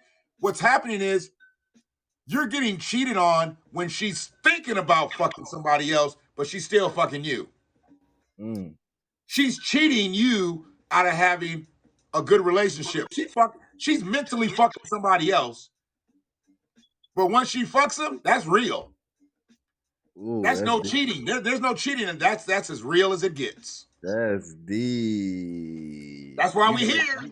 Dana over here shaking her head. Talking about If you worrying about what she's doing, you've already lost. yeah. Because if she's doing that, that's the real of it. You should have been concerned when she wasn't coming home, like, damn, I gotta start dinner and shit. No, she was coming home because her belly was already full. Because she's eating good at work. She got a work husband. Right. And that nigga can cook. Right. And he's bringing in victuals and snacks and shit. And he's feeding them to her. Ain't put a piece of meat in her mouth other than what he's cooking. That's cheating on you, motherfucker. That's cheating on you. Because when you come home, what we having, baby, for dinner? Oh, leftovers? Because she's Right. full. Oh, hey, good. Hey, good at work. She ain't going to cook shit tonight. I'm gonna order y'all something off his tab too. DoorDash. DoorDash, because homeboy done cash after some money. You about to eat off of his money. She about to get you and the kids some happy pizza and rib tips off of homeboy's money from work. That's being cheated on. Right. Now she's upstairs taking a shower. No, she's taking a bath because Calgon's taking her away. And she thinking about homeboy. You come upstairs, oh, okay, she getting in the mood, da-da-dee-da-da-da. She been in the mood, dog. She been in the mood all day. You thinking she getting that thing ready for you. No, she's about to shut it down. He says she's about to shut it down. She's not going to have that negligee. Once you get your happies and bring it upstairs, when he comes upstairs, she ain't going to be in a negligee, nigga. She going to be in a flannel top. Hey, big homie, Dana can't never come home again talking about, oh, we going to eat leftovers now. When she walk in the door, you just better throw that apron to her. Just throw that apron to her. Like, here you go. Here you go. Nah, ain't no, You know, be nice. Yeah. When you just walk by the stove, just hit the stove. Pop, pop, pop, pop, pop, pop, pop, pop, pop, pop. You hear that? Pop, pop, pop, pop, pop. She knows she gotta come turn that pilot off. There you go. Get that temperature right. Because that's crazy to me that youngin. When I'm seeing these young dudes out here shooting these women, It's over cheating. But this the sad part, big homie. Most of the men that I know that's abusive like that or so unbalanced, they would do something like that. They've been cheating the whole time. It's the craziest thing in the world. And so that was something else I added into my conscious was what already been there, but I helped bring it out. But I stopped being double standard. And I said to myself, would you like for her to do this? Yes or no? Don't put a but on it. No, I wouldn't, so I don't do it. Right. Simple as that. And we got so many justifications on how we was raised. Right. You got to think it's a man's world. You got to think of the religions. The religions play a huge part in it. You got to think you got the Father, the Son, and then the imaginary man, the Holy Ghost. We took the woman out of there. And then after we get done praying, what we say? Amen. How the fuck did we get here, man? There was three niggas and a woman around, but we here. The Father, Son, you know the Holy Ghost is the dude. It ain't like the Holy Ghost is a woman. I mean, right. The Holy Trinity is three niggas. We don't know. Like, how did we get here? I've always asked that question, and they be like, "Look, man, don't be doing all that. Don't be talking on.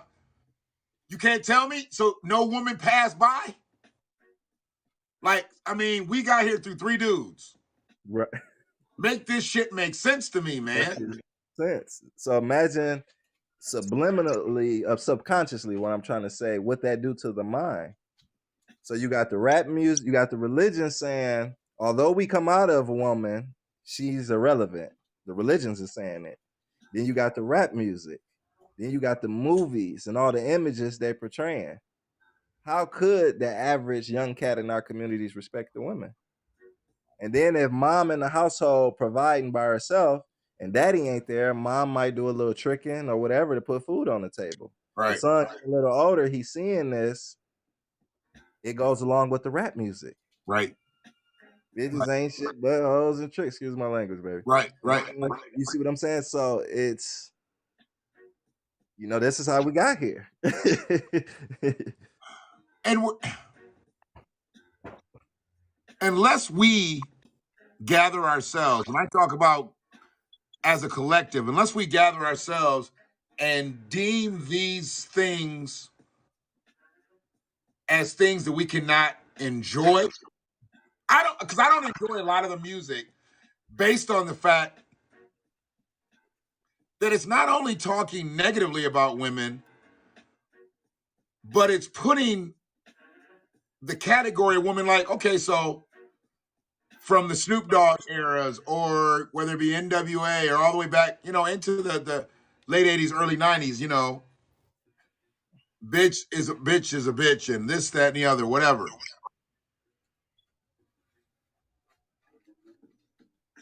You'd always hear about those same motherfuckers, the things that they did for their mamas when they made it. Them old rappers, all the way up. I mean, hell, bring like Kanye. Kanye's crazy because his mama died. Right. Kanye wouldn't be crazy like this if his mama had lived. It shows that the impression that his mother had on his life. And I think many of our black males and men are deeply affected with how they're raised by their mothers.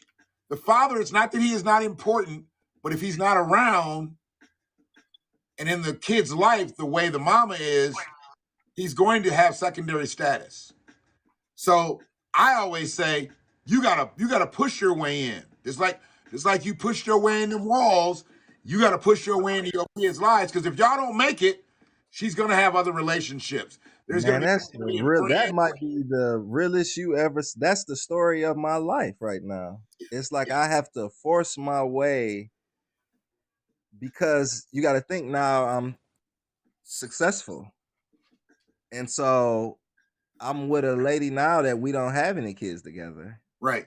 And now all of these great things, and then we did the book together. I didn't just do it on my own. Right. So now all the women I was with prior, not just talking about my baby mamas, I don't want nobody to think I'm aiming at them, but just in general, they see me now work as a team with somebody. Right. And it's working globally. Right. Right. You know, and so it's so I have to. It's like, for example, I could send an article. The last article I posted yesterday, they Yep. did like a Wikipedia type thing on me, my height, weight, all of that. I put my kids' names in there, everything. So if I send that to my child's mother, in her mind, I'm flexing on her. I'm saying, no, look at this article, show it to the kids. Their names in it to show that we're all winning. When I go up, we all going up together. Yeah, we ain't together, but them still my babies. Why would that be a flex on her in particular? Because Her. that's I really don't know, but that's the Does she view it as perception. a flex on the other babies, on the other babies' mothers, or just her? Just her. Really? Just mainly her. So even though you have children with other, we're being totally transparent here. You're not Yep, yep, ashamed of these things. yep, Even though yep. you have children with multiple women, she only thinks she's the one that's being denigrated, but the other women are. It's okay. Yeah, the other ones is kind of like, okay, that's what's up. You know, whatever. They got dudes, so they're not gonna give me too much praise or Oh, nothing. wait a minute. Wait a minute. We're gonna touch on some shit. So is this the one that would cause the problem and would say you was flexing on her? Single still? Mm-hmm. Oh, okay. So now this is where I start to connect the motherfucking dots. Yeah, you right on point. She unhappy because she And ain't got nobody, I'm happy as hell. but you Couldn't be happier. couldn't be happier. Oh, okay. Emmanuel, I know you in Houston. We got a problem. So So let me say this before I forget. So go I ahead. have to strategically figure out ways to still implement myself. I can give you an example. A couple years back, Farrakhan came to speak in Detroit. Mhm. I gathered me and some other people. We gathered 17 young men and took them down. Sure. I got three sons and could none of them go because in their mind, to some people at times, it's kind of like, how could I word it? It's like when you're not with somebody, and where my accountability is that I wasn't the best when I was with this person, so I got to be real with that. Understand. Um, But you created these three lives. correct. You had three. You had three with her. Three with the lady. With this one lady. My sons, I got two sons with this lady. Okay.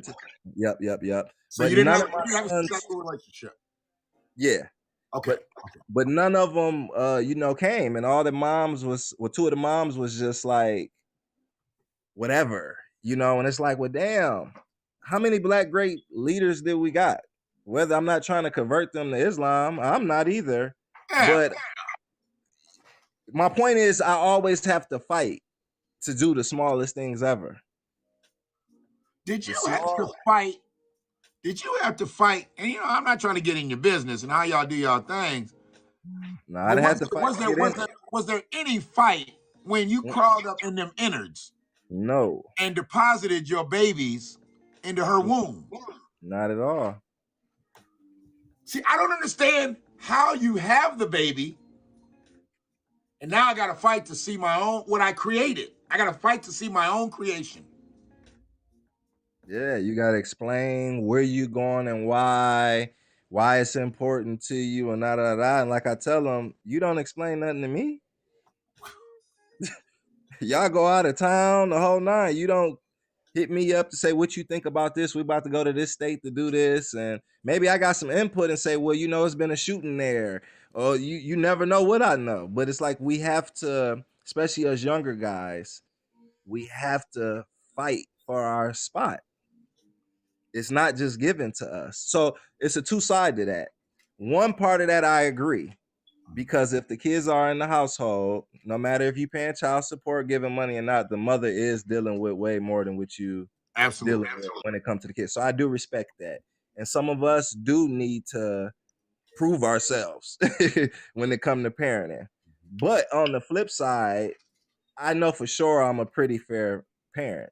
Right. You know what I mean? I give myself fair. And I'm always trying to be better, to be my best. And they know that.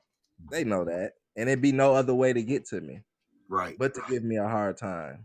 When it comes to the smallest things on earth, it could be something like, oh, I call my son, I'm about to go get you some new shoes. And then the mama called me and say, he don't need no new shoes.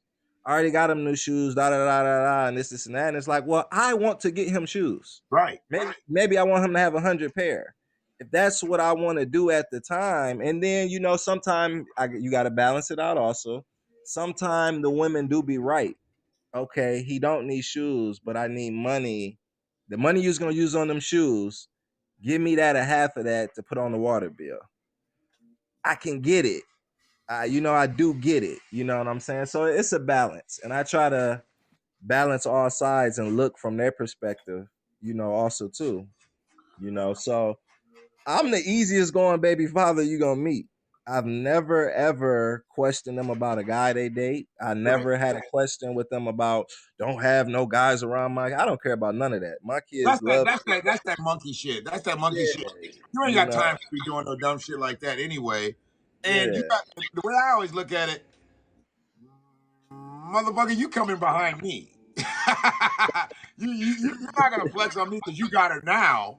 Right. Don't make me be Cuddy from Dead Presidents and shit. Right. But think about this, big homie. What I see in my generation is a lot of young women who moms is young. And moms is dealing with a low-level dude. Right. And so that bitterness weighs off on the daughter. Right. So she's been hearing her mom talk down about men her whole life. Now she's older, dating that had a baby with a dude. Right. And he might live up to what she's been hearing, or he might not have, but she still already has a bias in her head. And so it's this thing where women in my generation, they want to be so damn independent, but still beg and need you at the same time. Okay, great time for this question here. It's Emmanuel from Houston. So I've been thinking about this. Does a man have a choice if the baby mama is pregnant with their child? You can choose to have it aborted or given birth. So does a man have a choice? Does a man really make a decision? No, I don't think he should be able to. Why? Because the eggs was already in her when she was born to have those specific kids. Right. If we research science, women was having babies without us. I could show you. I could send you some stuff. It's some deep stuff, proven scientifically. And so a religious person to disagree with me, and I say, well, that's kind of funny because isn't that the story of Jesus and Mary? Didn't she have a baby consciously, a virgin? Right. Immaculate conception. And so and I'm gonna send you when we get off. I'm gonna send you this guy, Dr. something Blair. He's a black guy. Okay. And he breaks down scientifically how the woman is God, pretty much, and how the woman could procreate without the man, and how women still do, but they just hide it. Dr. Blair, is that the name? I believe it's. I'm gonna send you the link when we get off or whatever. So let's just say that could happen. Okay, it could happen. Whatever. I believe that kids are chemically built by a male and a female. Therefore, to some degree, a child needs to be raised by males and females. I don't believe a child can be raised by one gender. Where is your outlook on this? I totally agree. It's a balance. The man was created for a reason. And so I think that's where we get the emotional what's the word I'm looking to say? The lacking of emotional stability is because you're supposed to have a firm balance of your daddy saying, okay, mom could say, didn't I just tell y'all to sit down? When daddy say, didn't I tell y'all to sit down? It hit different. It does. you need that balance of both of them Right. because the mom's a nurturer, dad is a provider and a protector. Right. And so to grow up in a household where the energy is pretty balanced, there's really not no arguing. When mom and them argue, they chose to get in the car and drive to the store, cuss each other out, come back smiling. Yeah, those kids could still grow up and be psychopaths and still go wrong, but I think on a greater scale, they turn out pretty good. And Right. so when you look in our communities, that's what we are missing is both of them in that household raising. Because when you lack one, the other one has to do extra that they really not equipped for. Right. You know, Right. so just imagine a woman in the house that, well, my child's mother, and this is something I talk to my girlfriend about still to this day at times. And I say, dang, you know, just knowing they in the house and it's not a man there. Like I can't wait for her to get a guy because that'll give me more comfort. Right. You know, the thought of something happening there and I'm not there to protect it, that's a that's a thought that I do be having. You know, but I forgot kind of where I was going, but I do believe you need both. You gotta have both, and that's why it's balanced. That's why we have a sun and a moon. You use the word balance a lot, and I don't think people really understand that an imbalanced child becomes an unpredictable child, and they can become a dangerous child. Now, we most recently had the situation up here in Oxford, but there's been crazy white boys since the beginning of time going around here. So we don't have to pick just on that situation, but just to think about, they always come back to the family. Not just crazy little white ones, because hell, we've had some crazy black ones, but you look at that child's family or adult's family, like once they grow up they had a fucked up upbringing. They had no balance in their life. Yeah. You see the movie American Pie? Mm-hmm. No, I'm sorry. American Beauty with Kevin Spacey. I have, but don't really remember too much about it.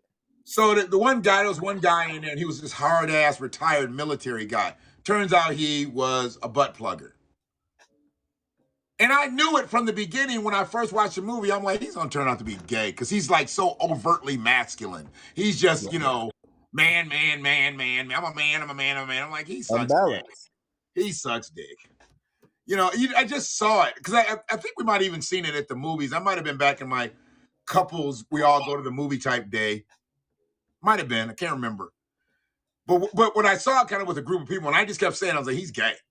And everybody was like, no, oh boy's going to be gay. Because everybody was thinking that Kevin Spacey's character was going to be gay because he was kind of beta male-ish, but then he turned into this badass because he got black man. He got fired and shit from his job or some shit. Then his wife left him or she was fucking around. It's a crazy, I'm going to have to go watch the motherfucker again. Yeah, I'm about to watch it, baby. Put it on. American Beauty. The crazy ass movie, dude. Crazy ass movie. But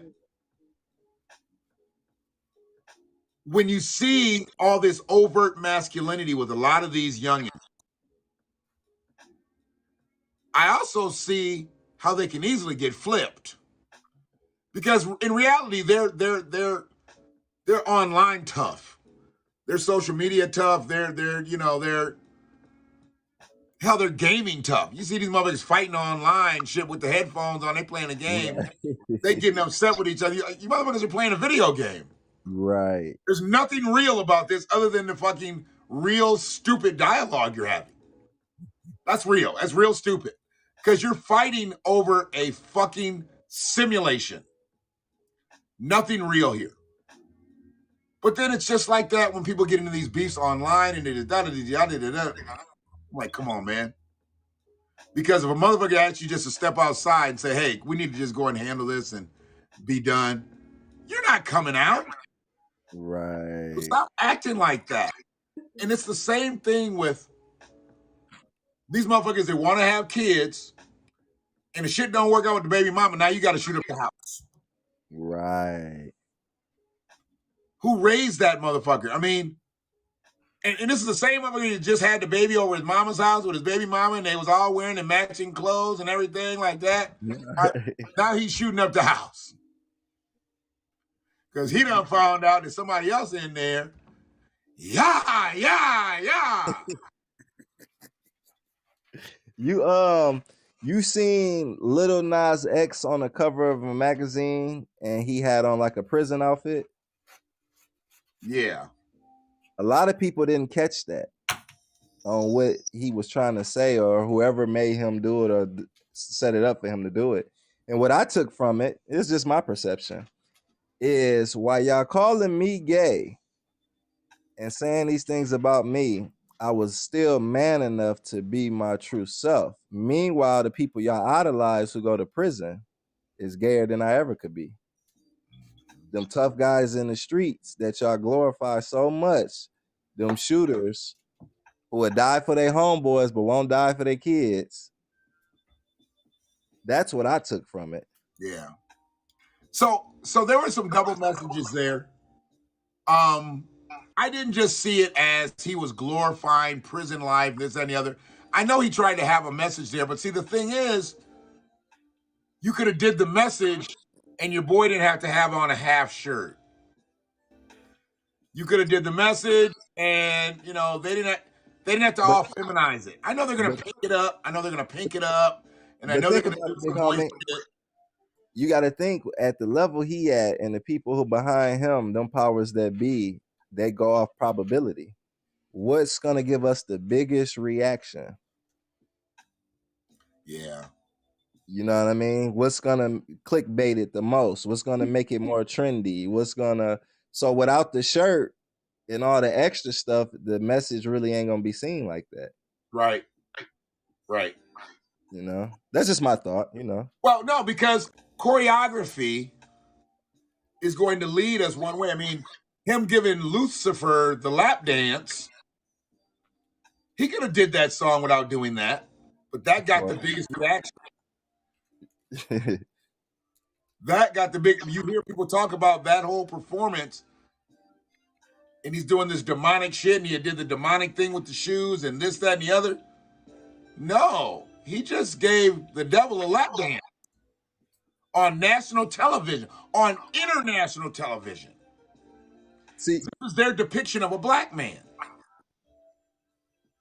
I agree. I feel you on that. This is what they want to believe, make the world believe. This is what a black man is. You have LeBron James, you have Lil Nas X, nothing in the middle. They go from one end here, you know. Right, and then when you think of LeBron James, you got people like Russell Westbrook wearing dresses. Kyle Kuzma wearing sweaters that, you know, look like they just stayed in the dryer too long. And they're like, Nick, you 7 feet and you got a sweater that's way hanging down you like a dress? That is feminine. You look like a woman. Did you see that? No, I ain't seen that. Oh yeah, look, just Google Kyle Kuzma sweater and you'll be disgusted. And it was lauded by, if I'm not mistaken, LeBron, Russell Westbrook. I don't know if he did a tweet about it or not. He probably just texted them because they're probably friends.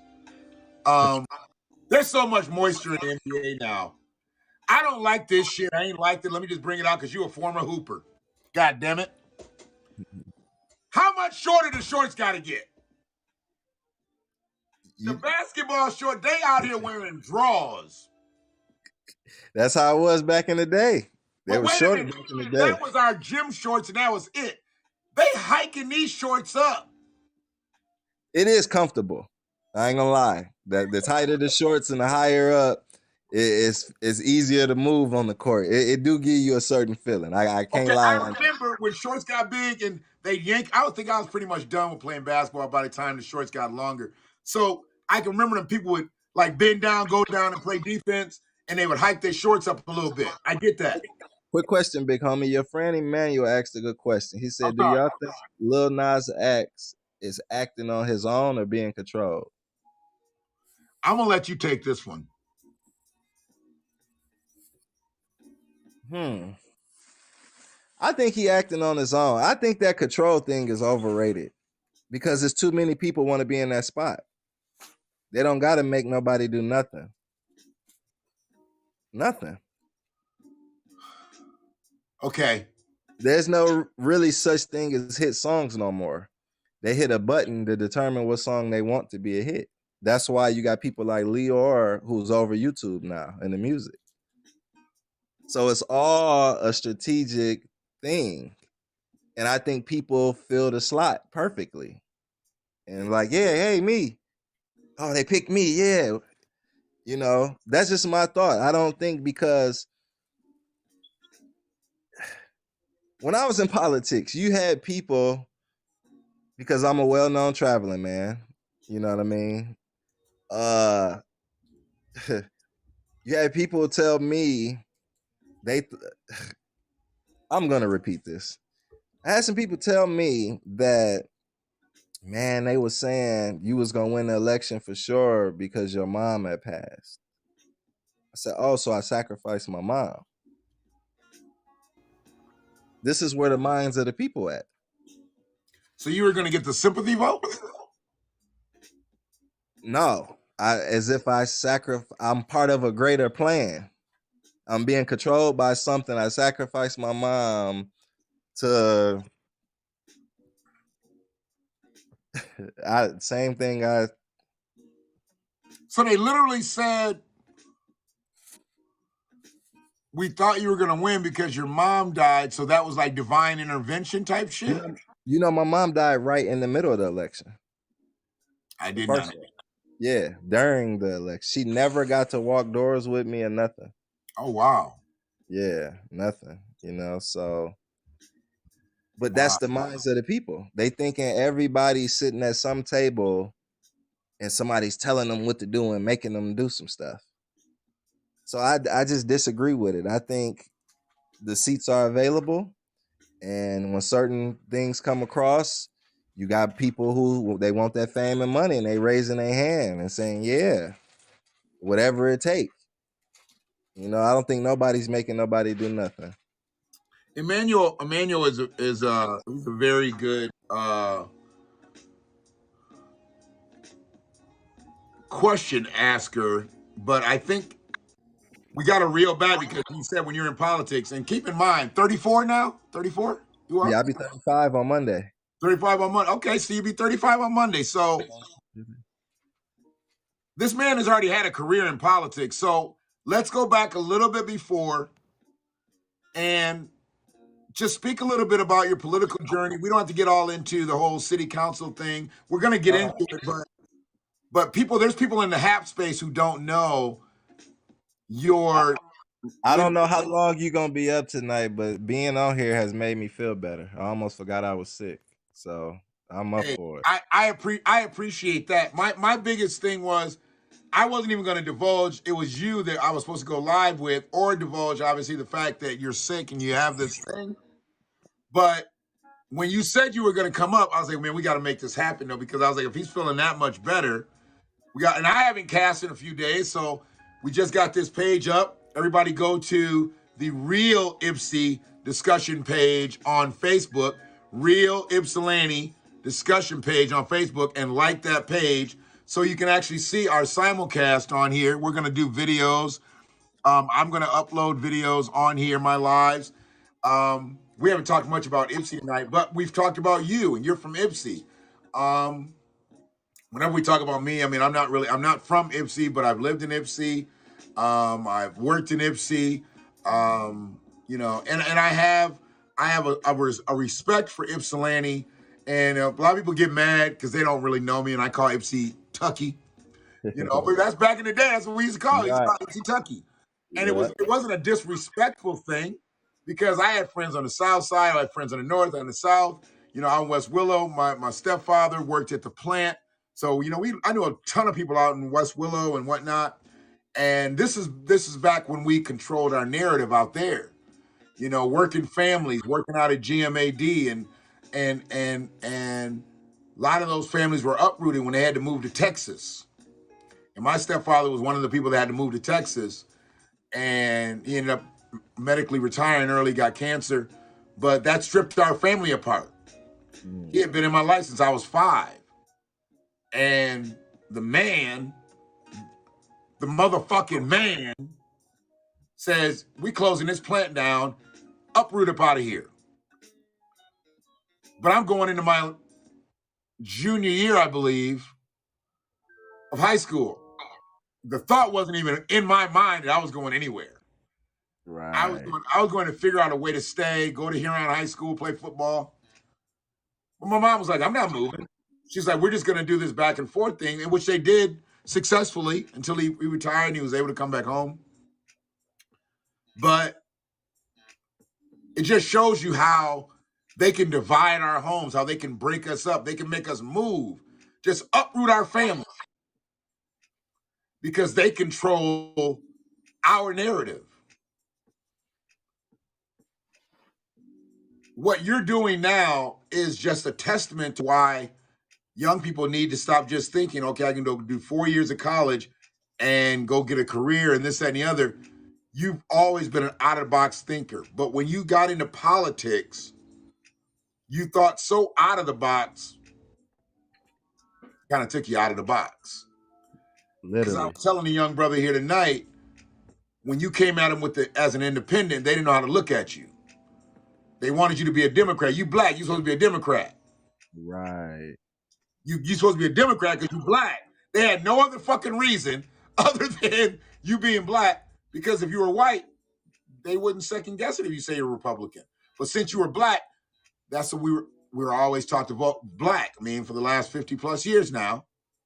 So you're supposed to vote Democrat, and you're supposed to, if you're going to be a politician, you're going to be a Democratic politician. Right. Not an independent thinker.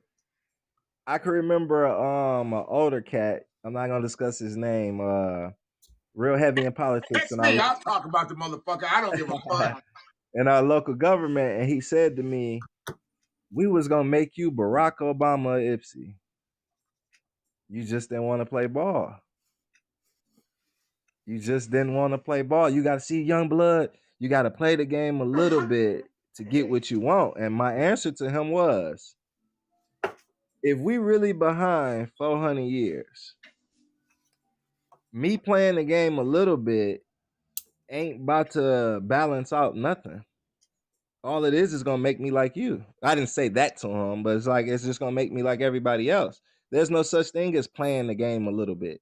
Once you play the game, the decisions I make affects people at large. Right. There is no playing That's the what I don't game. understand. People think like, just because I took a bribe and I only took $500, I'm better than the guy who took $5 million. Right. No, the fact is you took the bribe. You didn't just take a little bribe. You took a bribe. You took a bribe when you're not supposed to. That's against the rules.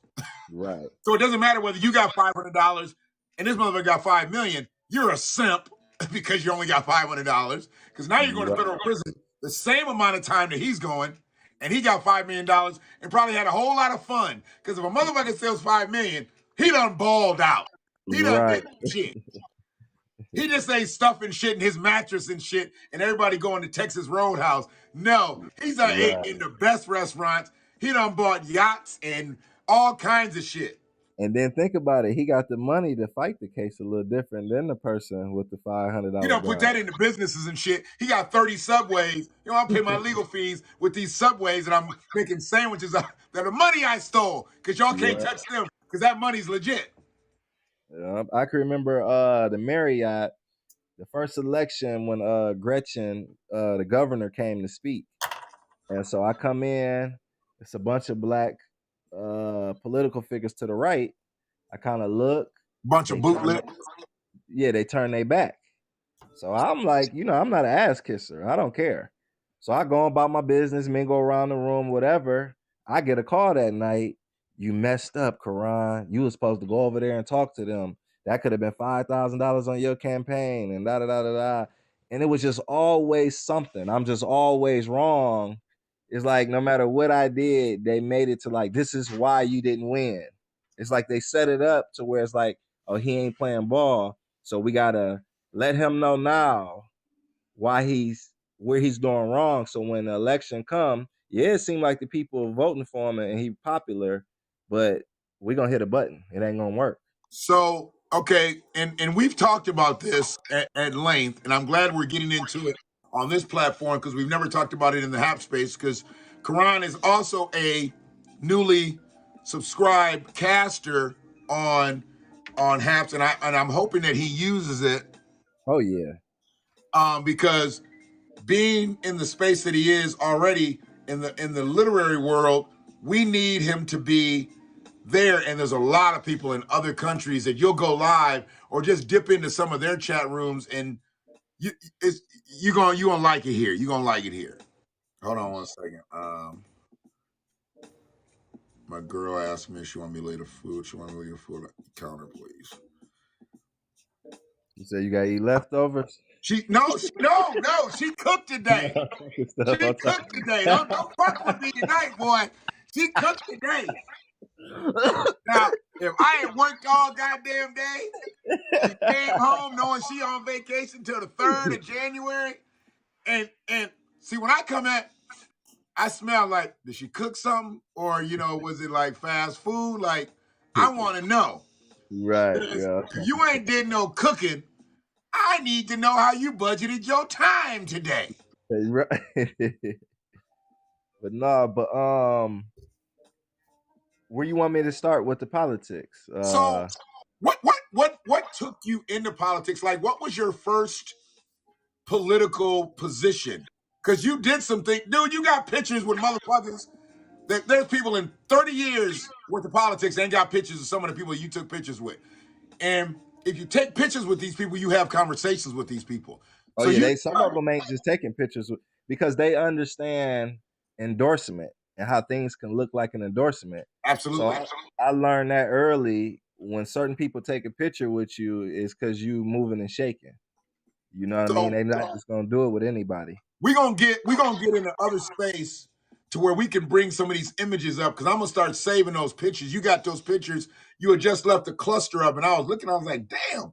I remember you would put them up individually because I saw it more real time. But now to see all the people, even to the great John Conyers, who Dick just Gregory.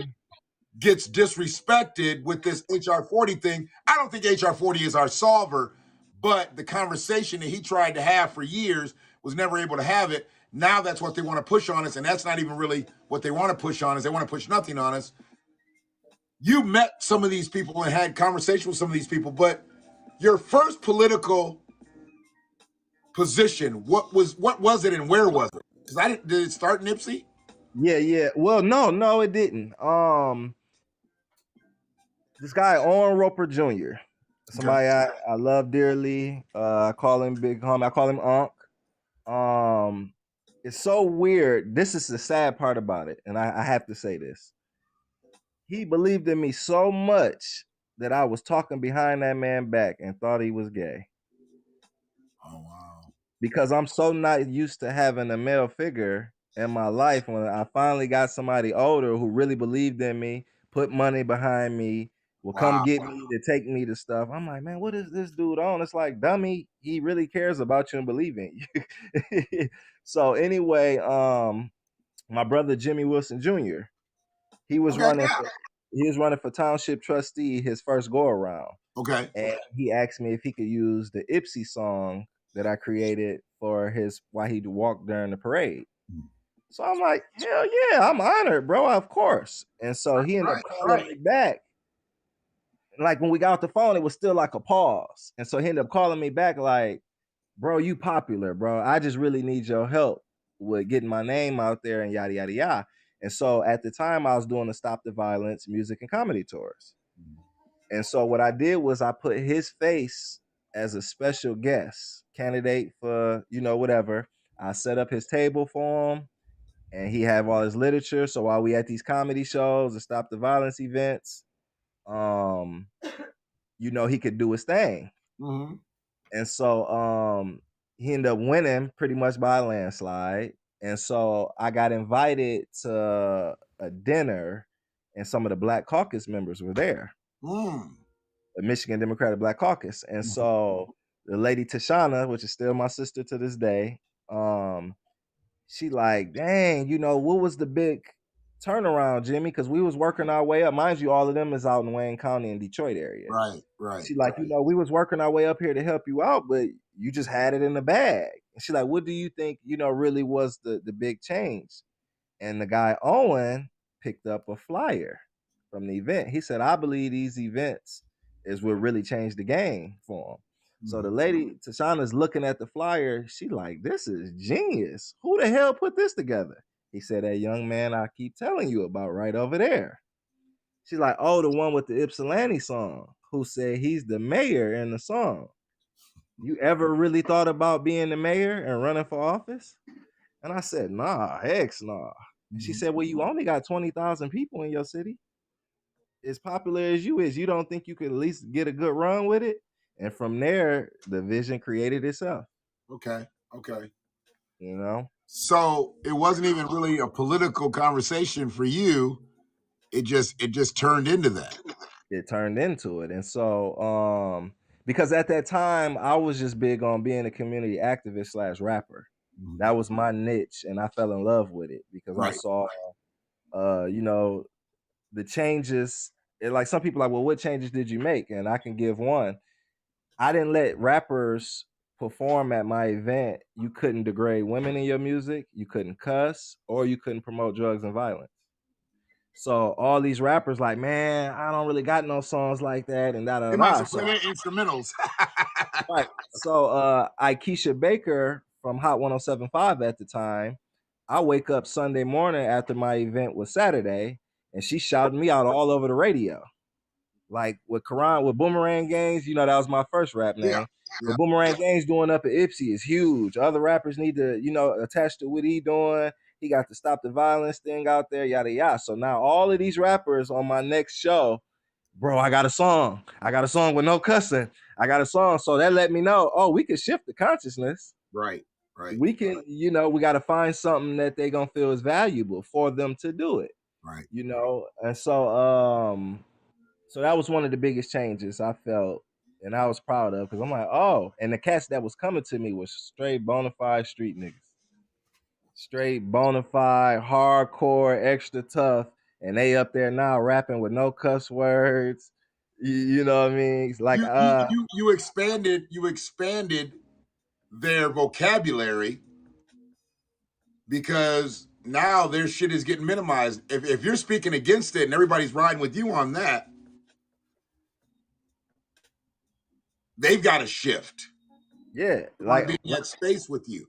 So this is why I know that, like church and all the other stuff, if everybody just galvanized for the greater good of our people, and not to always have to have a position or a title or have some type of, people. Sometimes you just don't have to be the man. You don't have to be the man. I mean, you can just be, and I'm not saying we have to have a leaderless collective. We definitely need leadership. But those leaders need to be people that are going to help the collective, not looking for personal gain. I think we need more woke seeds than leaders. A conscious being that spreads enlightenment to others for them to enlighten themselves. If we strike enough nerves, like I tell people all the time, they're like, you see such and such them did the coat giveaway. I said, how many damn kids really need a coat though? Their parents got the money. They choosing to buy weed and drink. So us being a crutch for them, not all of them, don't get me wrong, some do need it. But I believe, and based on my experiences of around the people I've been around, hanging in the Green, South Side, and other places, people don't be needing food and coats. It's a mentality. So the more we keep presenting it, the more they're gonna wait in that line to get that free turkey, to get that free coat. So my point is, if instead of the money we're gonna use on giving away free turkeys, create something that's gonna strike a nerve in their mind to where they don't have to next year wait in line to get a turkey. They can go get a turkey themselves. Have you ever thought about this? You got a newborn. She goes to Coats for Kids. They're gonna get her in that snowsuit. They ain't really got no legs, and it's just because they're so small. They're just kind of like it's just a mitten for a baby. Right. Next year they'll get a real snowsuit. She's got another baby. Now that other snowsuit, the mitten thing, who knows where it's at, but she's back for Coach for Kids. Now she's going to get that. Now she's going to get a snowsuit. In the third year, she comes back. Now she's got a 3-year-old and a 2-year-old and an infant. She's getting 3 coats. Old ladies are all too happy to help her out with them babies. Right. Don't you motherfuckers see the problem here? She's a coach for kids for 3 years in a row. Shouldn't we be trying to get her to the point where she doesn't have to come back for Coach for Kids? And that's my point. Is nobody asking like what are we doing here? And chances are, if she's back in successive years, all 3 of those babies got 3 different daddies. And you got 3 motherfuckers who can't buy coats for their kids. Oh, they can. They just don't. I'm sorry, 3 motherfuckers who won't buy coats for their kids. Because what you spend on an eighth of weed, you can get a coat. Right. Imagine how many eighths they smoking in a day, how many bottles they drinking. They pants $1,200, Balenciaga shoes $1,200. They got the money. The women got the money. They spend more on weed than they would their kids' coats and stuff. There's somebody walking around MC with $1,200 shoes on. Oh yeah, it's a bunch of them with no car. Don't even got a car. Do the shoes have those little wheels that pop out on the bottom? Nope. Nope. And so my thing is, it's a mentality, and people be thinking they helping, and it's like, no, you're hindering. You ain't helping. You're not helping at all. This the thing I learned too, because I have to own up to this and be honest with myself. In the beginning, a lot of stuff be ego. To say I put that together over there, I did that. It ain't really for the greater good of the people, because if so, you would have strategically use that money to help them in a way for them to help themselves. Right. It's not like you said, you shouldn't be coming back 3 years in a row to get a turkey, coats, toys during Christmas. You got some people who've been living it their whole life. We go from there. I know people, big homie, who've been on food stamps and haven't fed themselves, besides when they eat out and blow money, their whole life. Isn't that amazing? So you get food stamps, you get a bridge card to go buy groceries to feed yourself. Yet and still, when you get your EIC, you go right to BlackRock. You go pay $35 a plate. Just to post it on Instagram to act like you live in a lifestyle that you don't. That you can only live between February and May. Tax time. And the rest of the year is ramen. Remember during the pandemic, big homie, when everybody was scamming and they was going to California, and where's all them trips at? All the jewelry, and it's gone. The mentality, it's a mental thing. When I learned seeing people fly out of here to go to Vegas, to go to Miami, to go to Atlanta, I'm like, you motherfuckers aren't even leaving the country. Right. And you're going to tourist traps that you're paying 3 times the money that you should be paying. Leave the country. Go see something that you're probably never going to see again. Your friend Emmanuel said, what's the fix? Well, for us, I still say we need repair, but we need it as a collective, which starts with us, which starts with us being able to get on code. As we can't all be these different factions of people. Look, Black America was ran by suit wearing, bow tie wearing niggas in the 50s and the 60s. Sprinkled in with some red, black, and green Pan-Africanist shit. That didn't work. That didn't work because the nation pretty much spoke against politics. They were political, but they didn't believe in the electoral process. Right. So there were really no help there. So they were never going to really up a black politician regardless. I think Farrakhan is a little bit different. The fact that he outwardly says, hey, I voted for Barack twice. I voted for him because he was one of us. But he knows what Barack did not do now. Right. And he's rightfully mad. See, what the problem is, motherfuckers who rode with Barack still riding with Barack, acting like Barack didn't fuck us up. Right. So everybody's so focused on Mr. TRUMP. It's like they used that man to cover up so much other stuff. They made everybody focus on hating him to where they got away with everything. Now they got Sleepy Joe in there, falling asleep while he talking, forgetting who he is, touching on people on camera.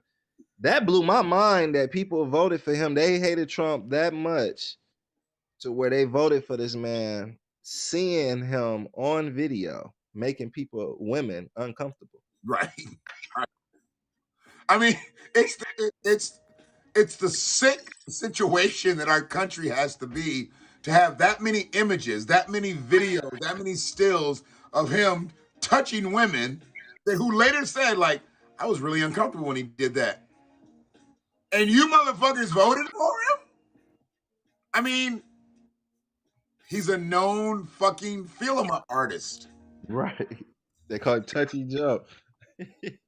He stole his wife from a hard-working tavern owner and then tried to sue the motherfucker to get half the bar. I didn't know that. He You didn't know that he stole Jill? He snatched Jill. This dude owned a bar. Jill and her husband owned a bar.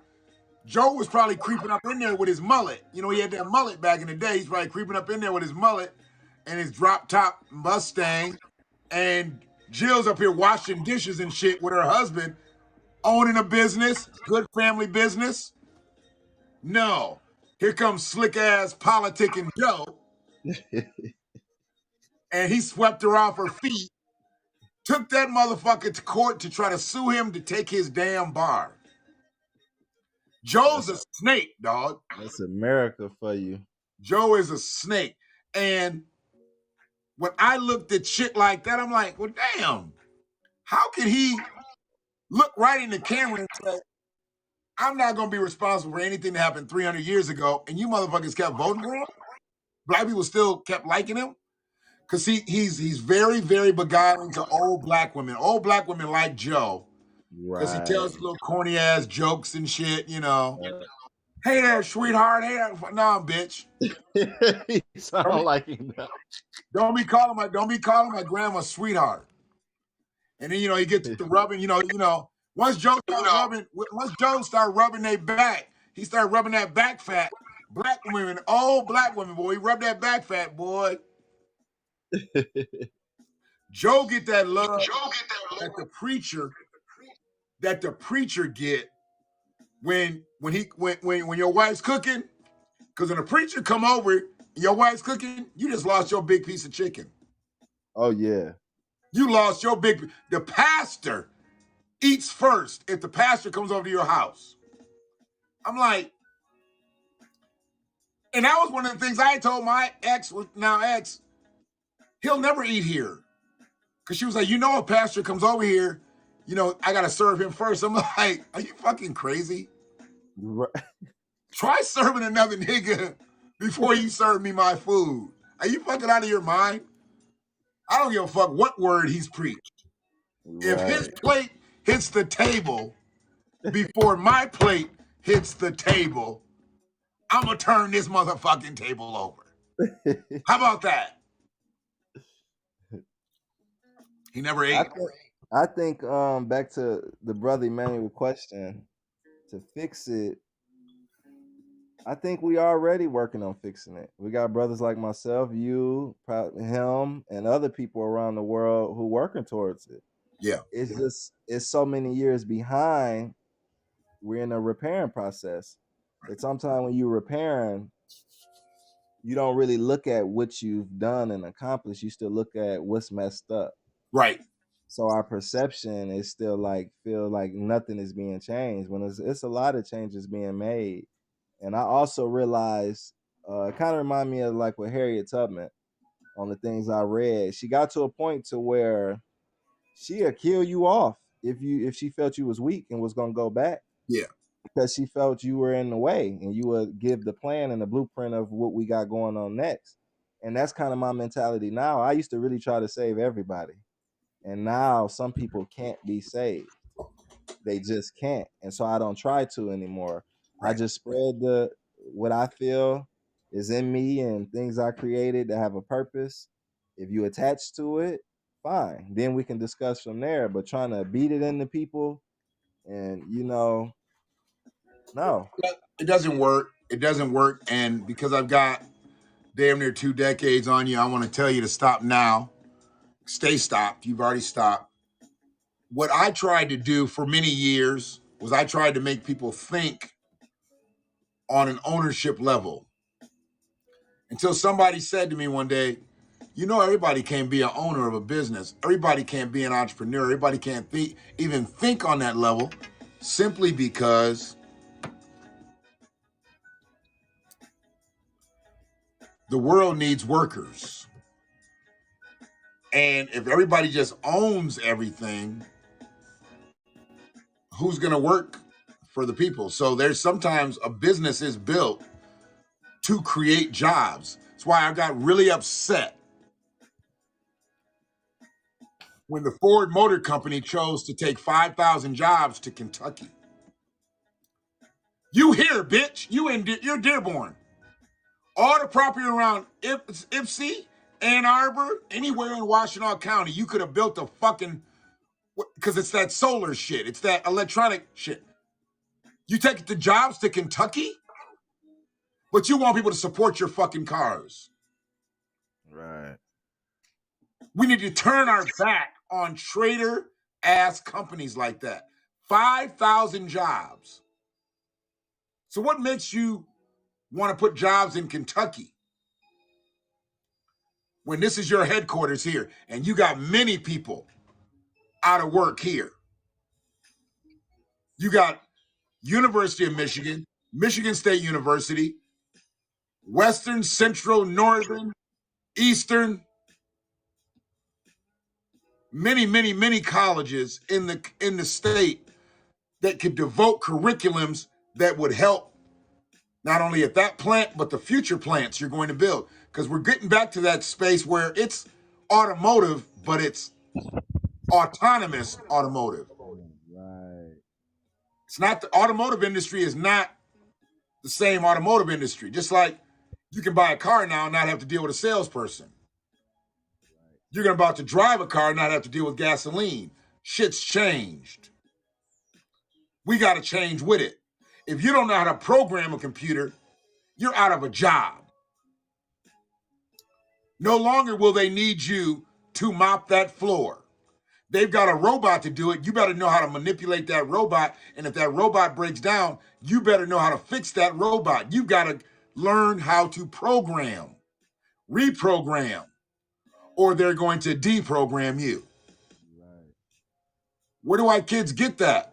They can't get that by making everybody think you're going to be a professional basketball, football, baseball. We don't play baseball the way we're supposed to. But anyway, you know what I mean. They can be authors. They can be authors. Maybe you're not going to be a rapper, but you could be a great writer. Maybe you just don't have it to be a great rapper, but you could be an awesome writer. And you could write a column. And if that's the way you wanted to fancy your journalism, write it almost in your cadence of the way you rap. But ain't nobody got to hear you rap because you a bum ass rapper, but you a bomb ass writer. Right. Real still. Nobody has to know you. I tried to tell some motherfuckers last night. Did you know that Music Soul Child tried to rap? I remember that. So you remember. Yeah. A lot of motherfuckers don't remember when Music Soul Child tried to rap. And I'm like, it was tragic. But he tried it. But he didn't try it under the Music Soul Child brand. He built a whole nother moniker for his shit. Yeah, yep, I do remember that. Remember that? He was like, I ain't gonna fuck this money up. So I'm gonna go on over here and try something totally different. And if that shit would have took off, then he would have been like, yeah, it's music. No, he wanted that and now it's died down, and most people don't know about it. Most people don't know. So what you're doing now with the literary thing, I applaud it, but people got to know about your political prowess and what makes you not only the great writer you are, but it puts you in a different space. Like I said, you didn't go Democrat. You didn't. What was that like? Like being an independent? I mean, because now you're talking from a different angle. I felt great. I felt free. Okay. It ain't about the win or loss. It's about Okay. setting an example for the youth that's coming after. I'm losing you. Hold on a second. I'm trying to get some more volume here.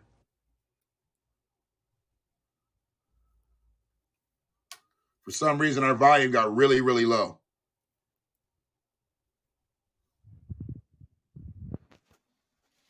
Uh-oh, there you go.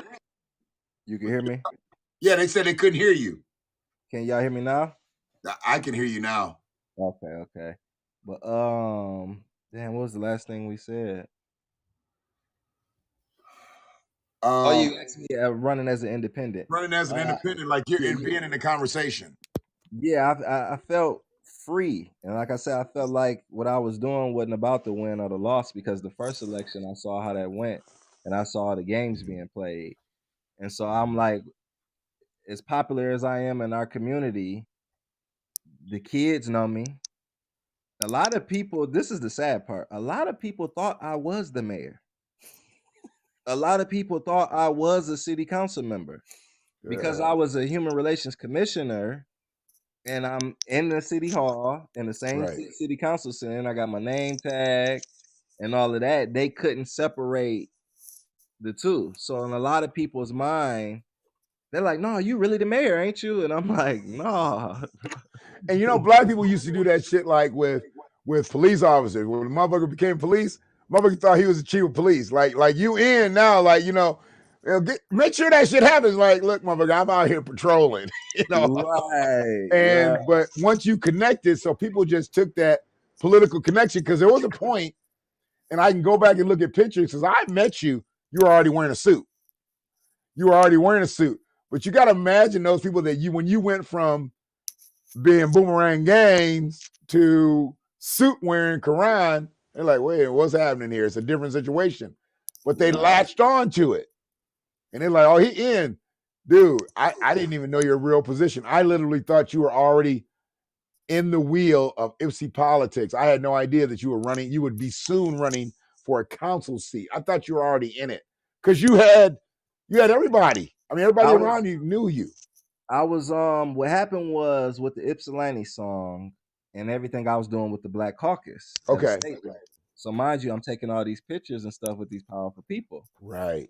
And so the mayor at the time, Amanda Edmonds, she I had did a women in politics panel thing. So I had the mayor pro temp, a township trustee, which was a female, had all these different people, these seats. And after the meeting went, she like, you moderated that so well. And she like, Karan, you really need a seat in our local government. Like, you doing stuff at the state level. Right. We really need you, at home. And so I'm like, okay, cool. She said, I'm gonna send you a application. I need you to fill it out ASAP. She's like, I'm gonna guarantee you're gonna get the seat. Me still not knowing, I'm chilling with my homeboy. We smoking. Right. She calls my phone. I asked my homeboy, I'm like, who that? Because my phone was on the charger. He said, bro, it say the mayor. He like, bro, answer the phone. Answer the phone. I'm like, nah, I don't want to talk to her. I'm like, she want me to apply for this seat and da da da. He like, nigga, if you don't answer the phone, I'm gonna answer it. So I answered the phone. She like, Karan, I don't see your application. We're doing the votes tonight. You got to put your application in right now. Yeah. I say, okay, I'm gonna do it. We get off the phone. I'm still smoking. My homeboy look at me and say, BITCH, is you don't fill it out, I will. So I'm like, bro, you right. I'm gonna do it. So I fill it out. A week later, they tell me I won unanimously. I got the seat, and I get to pick which day I want to be sworn in. And so it was probably 3 weeks later. I picked the date, and my family come out. A few people in the community. We meet at the city hall. They swear me in, give me my certificate. And so then I still didn't know how serious the seat was until the CEO of the AATA came and did a presentation to us. And then the police chief did a presentation on the body cameras that they have today. Okay. So we voted on that. So we do all the voting at the lower level, and city council vote on the money of it. Got it. So we send a resolution to city council, whether it's a yay or nay, like we didn't really like the body cams or we do. And so once we put it through, they like, okay, we trust the judgment of the Human Relations Commission. Now we're going to put the budget to it. Okay. And so once that happened, I realized like, wow, this seat really got some power. I'm making real decisions. And so from there, that's the beginning of them trying to buy me. That was the beginning. And so we're sitting in the meeting, and this word gentrification come across. Oh, dude. Okay. So I'm like, what the hell do that mean? And so they're explaining it to me. And then they're talking about International Village, at the Water Street project. So I'm like, we need to educate the people on this. So they're like, nah, we got to wait for city council. I said, I don't know how y'all operate, but I don't wait for nobody. Anything that moves Why me. would you have to wait for anybody? This shit is wow. Yeah. And so that's corruption. That's corruption within itself right there. Already. And so Brian Foley was at the meeting that day. So after the meeting, he came to me. He like, listen, young blood, I love your spirit, but you on the inside now. They'll get rid of you so fast. You got to just do it a little different. He said, I got a panel discussion on the South Side. Would you like to be on it? I'm like, yeah. He like, that's where you educate the people at. You under oath when you in here. You know what I mean? Every word you say, they're writing it down. It's recorded. Right. I'm like, okay, cool. So we go to the meeting. The meeting was great, but like all meetings, they have no execution plan. And I'm not used to that. So at the end of the meeting, I'm like, okay, it's 20 people in here.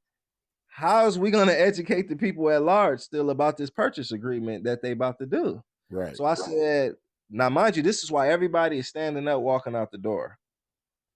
So I said, well, look, I'm willing to hit every door in War One if all you other people hit War Two and War 3. So like, oh my God, you're a real leader, and yada yada yada, and this and that. So I said, well, somebody need to print the flyers for me. If I'm gonna hit every door, y'all gotta at least print the flyers. So me and my son Demetrius hit every house in War One. So wow. The meeting come, it was the biggest meeting they had since the 80s, city council meeting. So this is what they tried to do. They tried to move it the day of from the city hall to the freight house. Wow. We was able to still promote and shift everybody from city hall over to the freight house. So 232 people, I think, showed up. 90 people came up to the podium. Nobody agreed with the purchase agreement. So now you got white people who like, hold on, I voted on you. How don't I know about it? Was like a shocking to the white people. Like, how don't we know about this? So from there, a lot of changes had to be made. And so they kind of wanted me to shut up, which I didn't. And so Amanda Edmonds took me out to lunch at the Mexican spot across from the library. What is it called? Matas. I know what you're talking about. It's in that little block. Where the old diner used to be. Yeah. So we meet Yeah. there, Yeah. and she tried to flex on me, like to my face. Pretty much, she patted my hand. Mind you, my hand on the table. We talking. She pat my hand once and said, "Yeah, you guys worked so hard, and but the purchase agreement is still going on." And she was on some flexing, Mhm. paid for the lunch, everything. And she pretty much, I forgot how she worded it, but she pretty much was like, Karan, you in good standing still with us. It's the other people, which was Amber Fellows, Desiree Simmons, and all these other people, the radicals of Ward 2 and Ward 3. Mhm. And so she tried to still pull me in on that side. But I'm on what people didn't understand was, like I used to tell Amber them, I said, baby girl, I'm from the South Side. I'm Yeah. not from Ward 2 or Ward 3, so I'm not on nobody's side. I'm here for the greater good of the people at large. I'm not Mhm. here to play a side. That's a game being played then. Right. And so from there, I kept making noise on what was going on. Me and other people, just went on my own. And Right. she got fired and can never run for office again. Really? Yeah. Yeah. Amanda Wow. Edmonds. And so you fast forward, that's the first mayor. Right. Then you fast forward with Beth Bouchard, the incident when there was time for my reappointment. Mhm. Now I'm gonna tell this now. A lot of people don't know. Anthony Morgan told me kind of what was about to happen before it happened. When me and him was mingling, he told me, he said, "Look, stay away from Beth Bouchard. She about to go down." I thought they were He still trying wait to a minute. pull. He actually knew.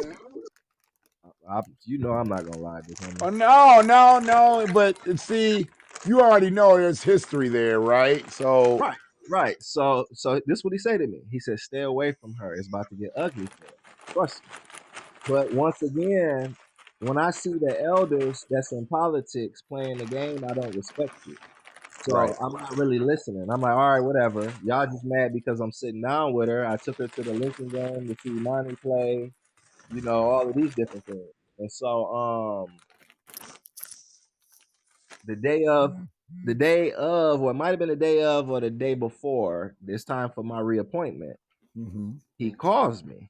I get a call from him and Beth Bouchard. No, I got a call from Morgan. Okay. And he like, it was Morgan and somebody else. I'm not gonna make up a name, but it was somebody else pertaining to city council. Okay. And they like, do you or do you not want to be reappointed? And I said, no, I don't. They're like, are you sure? And I'm like, no, because I felt like That's if as a commissioner. as a commissioner. Right. So I'm just trying to catch everybody up because Yep. Do you he's want to not be a city council person yet. This is uh, he's a commissioner right now. as Okay. a commissioner? So I said no. I remember sitting in the bed with my girl talking about it. She heard the whole conversation and she's sitting right here, right now. I said, no, I'm good. And why I didn't want to take it because the lady Tashana was trying to work something out for me to be appointed official at the state level with the governor because the Mm, governor had a bunch of commissioner positions about to be open.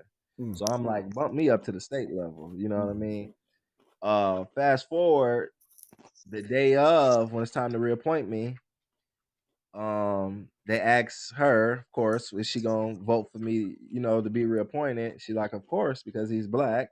If I don't, then y'all gonna crucify me, whatever, mm. whatever. Once again, they used me to get a mayor out the seat. But look at strategic of how they did it though.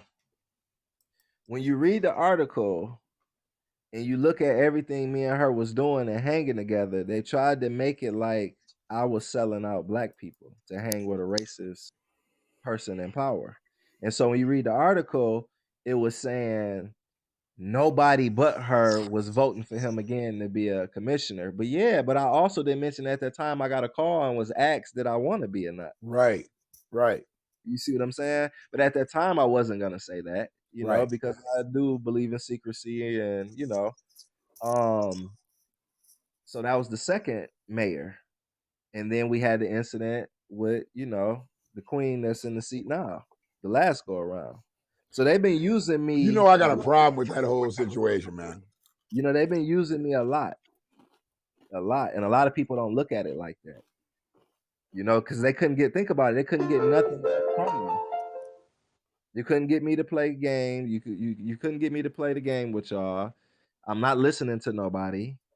So but I'm popular, so we got to get something out of them. So they were trying to get mileage out of you, but they really weren't trying to give you, like, they were trying to get political mileage out of you. Like, you would have been a good fit for somebody trying to up their campaign, but they didn't want you in the house. They wanted you to be kind of a special guest. Yeah, in the beginning they wanted me in the house, but once they realized, oh, he can't be controlled, then it changed, and it's like, well, he's already a commissioner. We can't just tell him to shut up.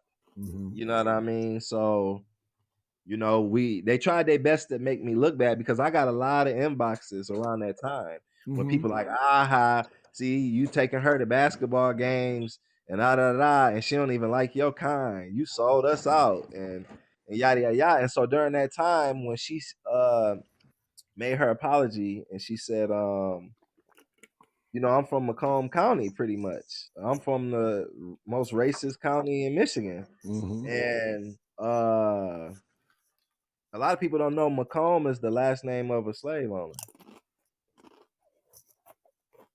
Just like Livernois, I've never done the research on that, but I heard that before. Yeah, just like Livernois and all them streets is the name of slave masters. You see what I'm saying? And so, where was I at? Yeah, so with Beth, she said, and I felt she was sincere. Whether she was or not, this is what I felt. She like, you know, maybe what I said could be looked at as racist, but I'm willing to sit down and talk about it and be better at it. To me, that was the first time we've ever heard a white person own up to it and willing to try to grow. And this was my thing that our city couldn't see. They couldn't see the bigger picture. I was saying, let's sit down and have a discussion because she didn't get in office by herself. Absolutely not.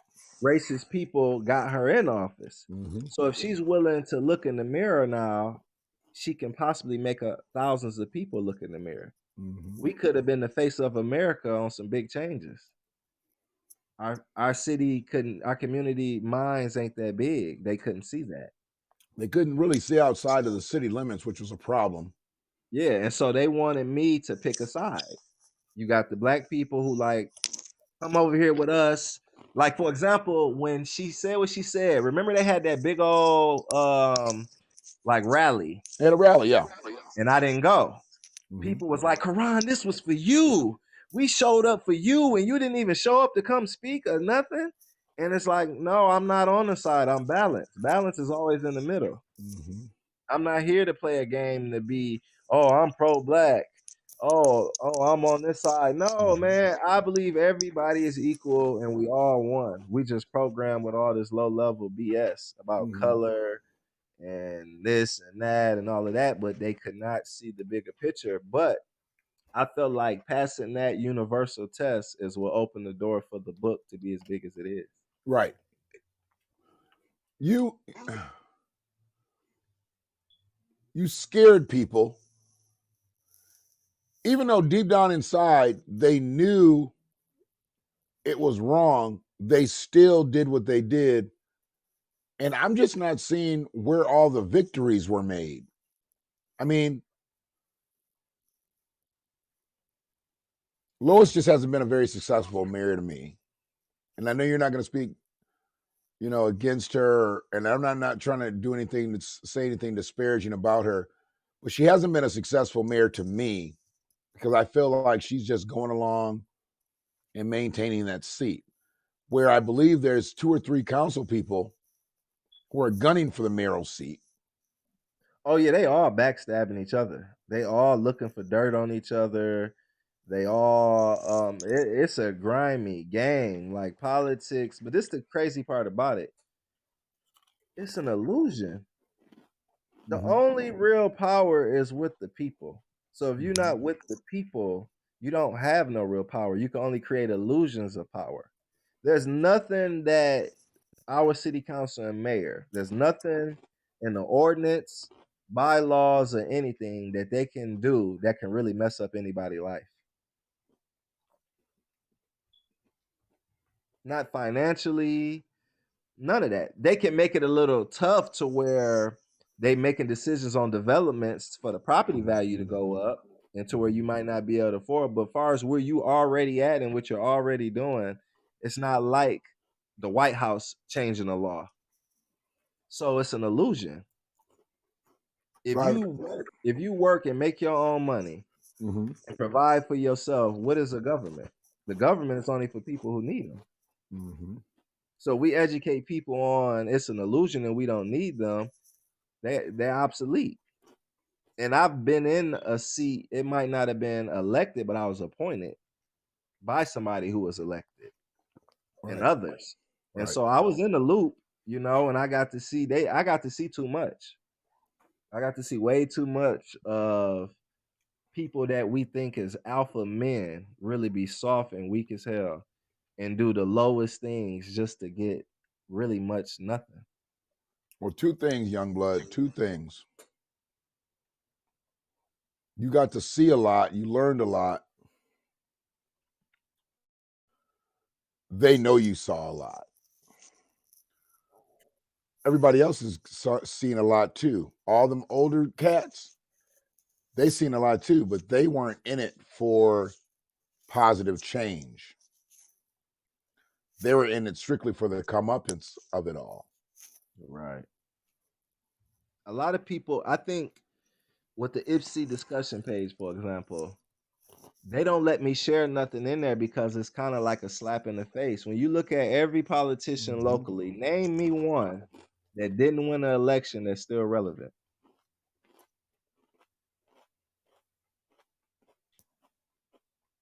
They all tend to go bye-bye. My life went up after Mhm. politics. Mm-hmm. So it's like a slap in the face to them. So when I'm trying to share, hey, I heard Miss Universe voice on the WhatsApp after she won. And then in the article, the first word in that article is Ypsilanti base global literal sensation. Whether y'all like me or not, it's still about Ipsy.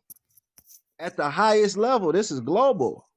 But And they won't share it in that group because it's like he really outdid the Matrix. right. And so that's why we created our own. Right. You're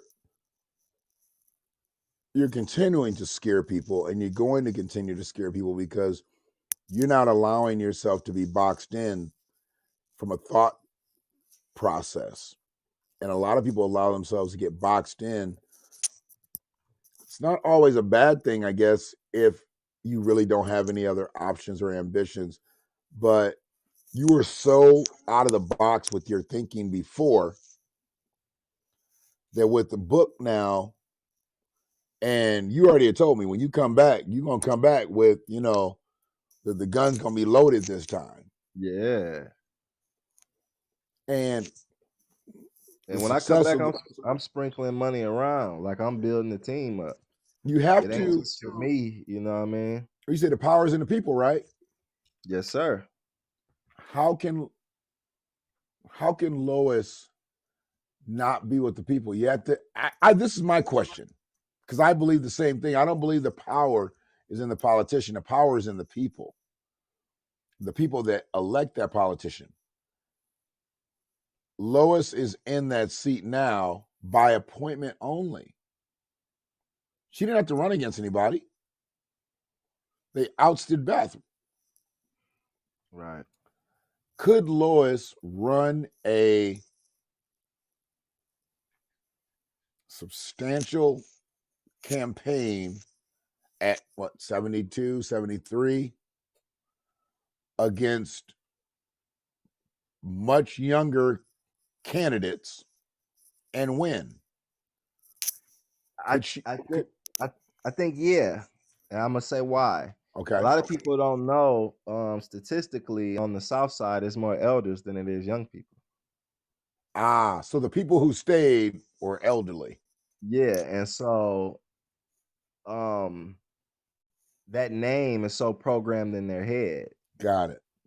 It's just like, Got it. it's just Makes sense. That makes. I wasn't thinking from that vantage point, but that totally makes sense. And so when I learned that and saw that statistic on paper, and then I'm sitting in the parking lot election day watching everybody go in, and I'm juggling from each poll. It was all elders. I can name the young people who came. Boomy, I got you, bro. I'm about to go vote for you, man. I can count on, my 2 hands and feet. It was all elders. That reminds me when you was talking one day, you said people was like, "Man, I got you. I'm voting for you." You like straight up, like, "Don't you still stay over there in Superior Township?" "Yeah, man, I got you. I got you. I'm voting for you." That was the craziest thing. They're like, "Yeah, man, I voted for you." I said, "Where?" I said, "Clark Road." Over there at Clark Road. Man, my name ain't on no poll at Clark Road. That's the township. I wrote you in, dog. I wrote you in. I said, Yeah. people just be lying. I mean, just to be a part. Like, damn well you ain't vote for me. Damn well you ain't voted. Right. Let's just start there. You didn't even vote. So the seriousness of it all is that if we don't become more politically minded as a collective, because we can't just live on these individual stances. We can't just live on these individual group stances. We've got to come together and figure this shit out together.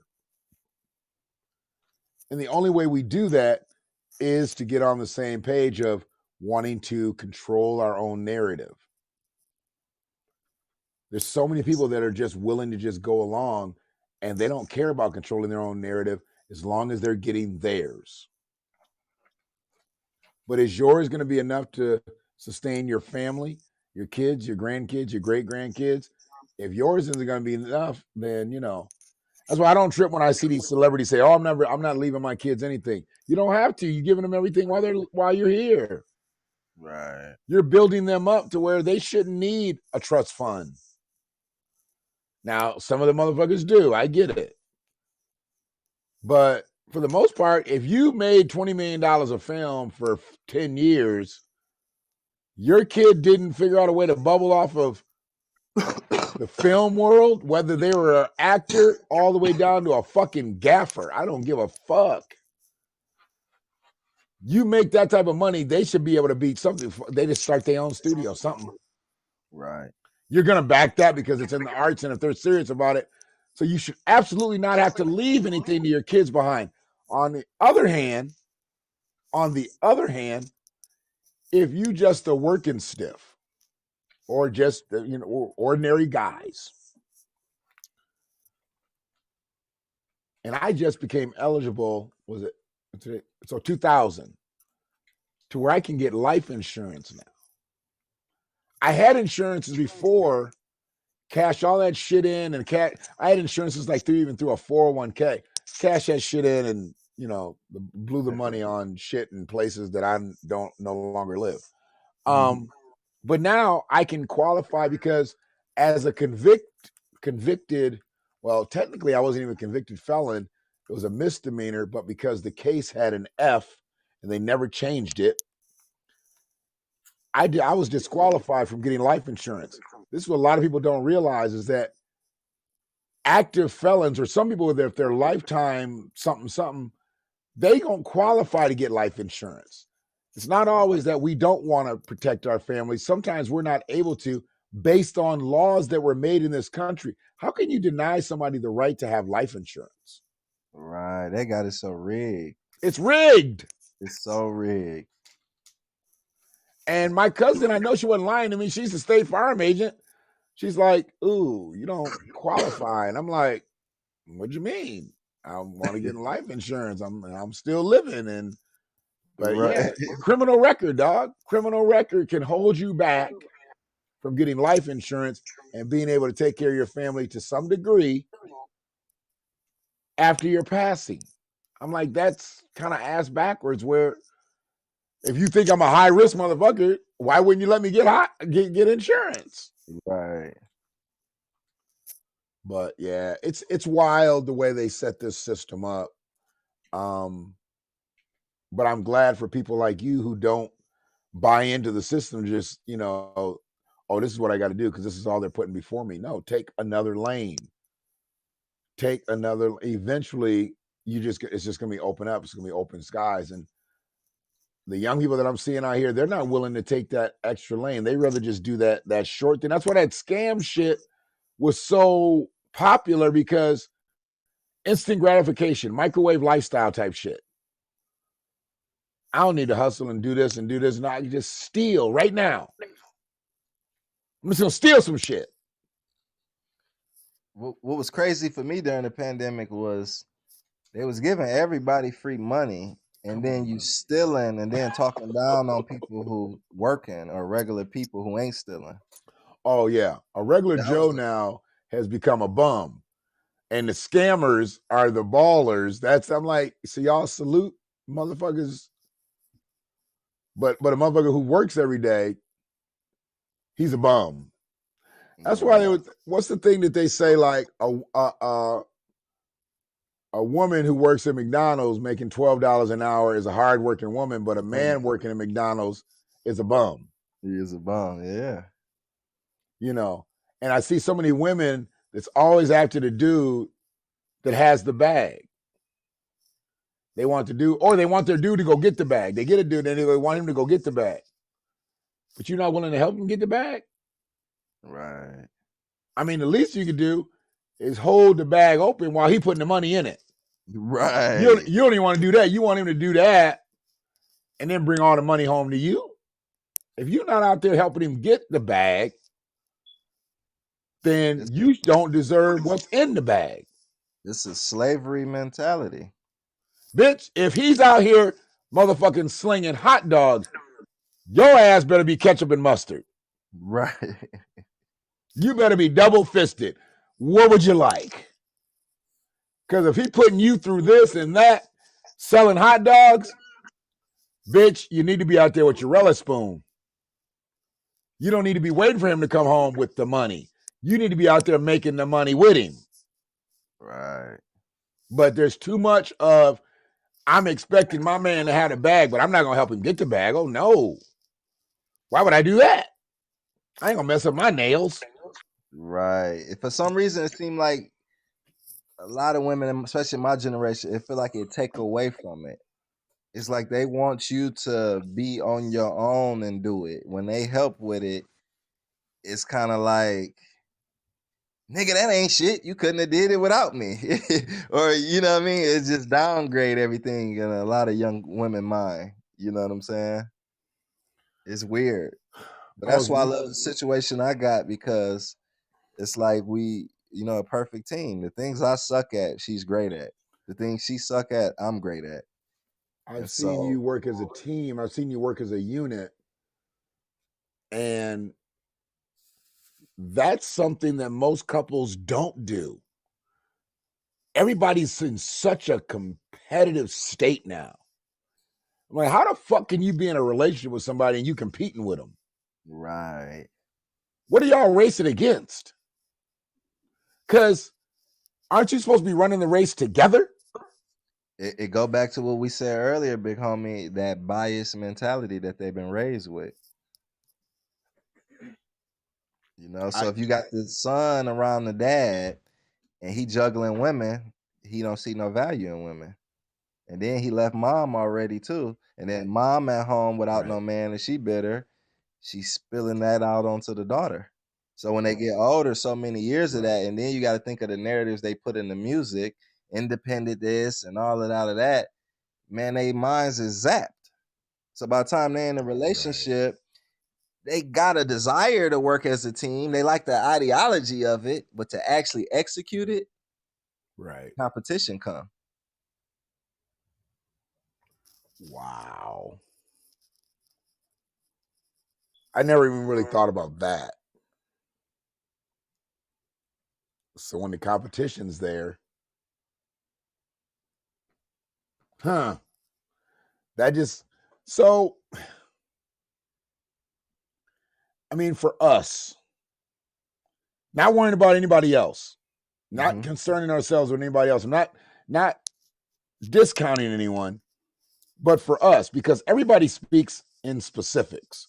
We're the only people that we always want to rope people in, Right. you know, and we only get talked about when it's black and brown people. You know, Ann Brown leads the world in recipients of shit. There's so many goddamn Ann Browns around here. Black and brown, black and brown. Then there's black and white, and then there's black and this, and there's. But how come there ain't never no brown and black? How come there ain't never no Asians in black? How come there ain't never no Latinos in black? How come it's always black and brown people? And brown people is all these motherfuckers. Right. Even the motherfuckers who don't consider themselves brown. Because hell, Asians, they don't consider themselves brown. Right. But they get roped in with black and brown people. So the statistics can move. They use our population to move the needle, but they don't give us none of the resources. They give them to the other people. That's to be black and brown. This shit is to benefit black and brown communities. Well, go ahead. I was no, black people don't have no communities. Now there's some and brown communities. There's all kind of and brown communities. What you think about black people really being the majority in America? Okay, so some people don't believe that. I believe it. I definitely believe we're more than 14%. I believe we're the majority. But when you think about it, they say there's more brown people now in the world. Well, the white people are becoming a minority. They're becoming a minority, and it's nothing that they can do because they just not fucking fast enough. And too many white people are going off getting with brown people, getting with black people. So their numbers are dwindling. White supremacist numbers are dwindling. White population is dwindling. But what you're saying is something different. I believe there's more brown people than there are white people. As far as black, like us, I don't know. Now, when you start taking all the other black immigrants, now are we calling Latinos, like the black Latinos, the Afro Latinos? Are we taking all black people, whether they be immigrants or freedmen, and put him in and saying, we may have the majority? Because those are obviously our brothers and sisters from wherever, because I know that there's Latinos out here. I mean, they're darker than us. I mean, look at where Sammy Sosa was your complexion. Right. What's your take on America being Lower Morocco? So maybe I don't know enough. Lower Morocco. Oh, like the real Morocco. So is there like a South Side Morocco where everybody looks like us? I mean, if you squish the globe or the map together, okay, they straight across from us. Okay. When you look up, I'm gonna send you some links to it too. When you look up, they still own this. Still on what? America. Okay, so wait a minute. So we got the British, because one dude was on here earlier. He tells me I ain't got no beef with America. I got a beef with the British. Now, are you telling me that I don't have a beef with America? I got a beef with Morocco? I mean, is it a beef? I want my reparations. Who the fuck got my money? Does Morocco got them? Because this guy tells me that the British got my money. He says the government doesn't have my money. You know what they say the reparations is? What? It's being here. That's the reparations. We're never gonna get a check that's like, oh, this is for reparations to repair y'all. I don't think we're never gonna get. What it is when the land split, a lot of people were sent here with good faith, and a lot of people came with good faith. It's kind of like Job Corps. Sure. And they was told over here in this land that's still ours, where we gonna continue building up. Those who go, your family will get X, Y, and Z back at home. Okay. Everybody wasn't enslaved. That's the rhetoric they put on us for us to have the mental mindset that we do have. And this is not, this is my take on information I've read. So I'm not, people got to research it for themselves. So this is my point I'm getting to. Imagine if the young black man thought he was the majority, thought that people that look like him on paper really own the land he's here on. We wouldn't be feeling the way we feel, like we were took from somewhere else. How can you enjoy where you at when you think in your mind you were took from somewhere? Yeah. So that's the difference between being a black person and an American. Black don't have no rights. Black don't have nothing. It's a color. It's not a nationality. It's not a religion. It's nothing. So it's an illusion. But being a freedman is real. And they know our freedman status is a politically driven status. For them to sit up there and say they're going to give $8.7 billion to minority businesses, to people of color, well, goddamn well, most of that money is not going to go to black business And owners. that's the trick. So when I said black people is the majority, and you said, yeah, I could see it if we mixing in the Latinos and this and that. They only use the everybody is black when it don't benefit us. Right. So on part 2 of Woke Seed, the young man, his mom asks, his dad was at work, and his mom asked, she like, what was the most exciting part about you being at your uncle's? And she said, you know what? Wait till tomorrow to when your daddy get home, so you could tell us at breakfast. They had breakfast, and what he discussed to the parents ain't even in the first book. Wow. And what he's gonna say, what he said was, I heard a conversation through the wall of my uncle talking to his friend. And mom, he said that we're really the majority here.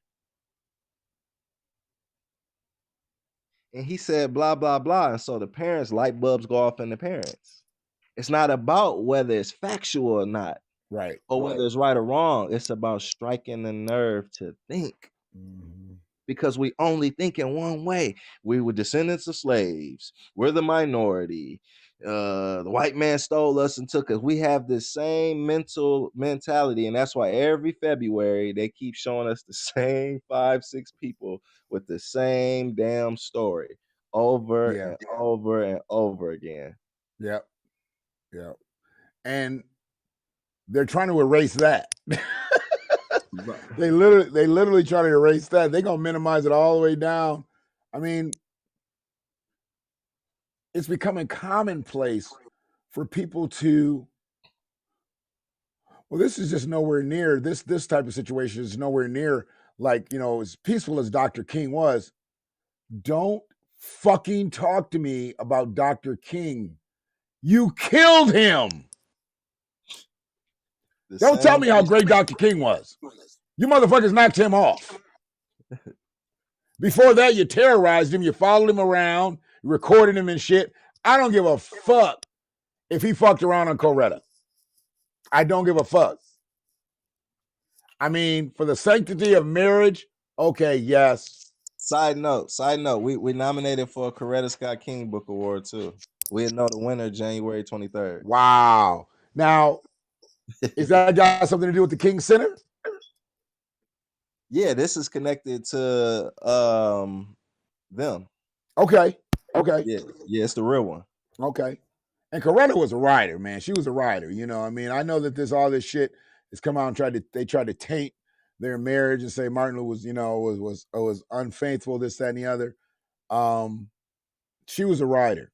I always looked at her and held her in a different regard, her and Betty Shabazz, because these were two women. Really, they were actually, you couldn't marry them. They were never going to have another man. I mean, Betty had Malcolm. How you going to follow that motherfucker? Right. And Coretta had Martin. It's just like, okay. I don't think Merle Evers, I don't think she remarried either. I think she stayed single too.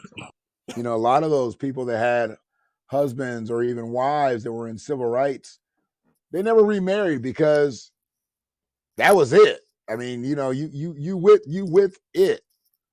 What you gonna go get and be sitting up there talking about all your glory times with your ex-wife? Right.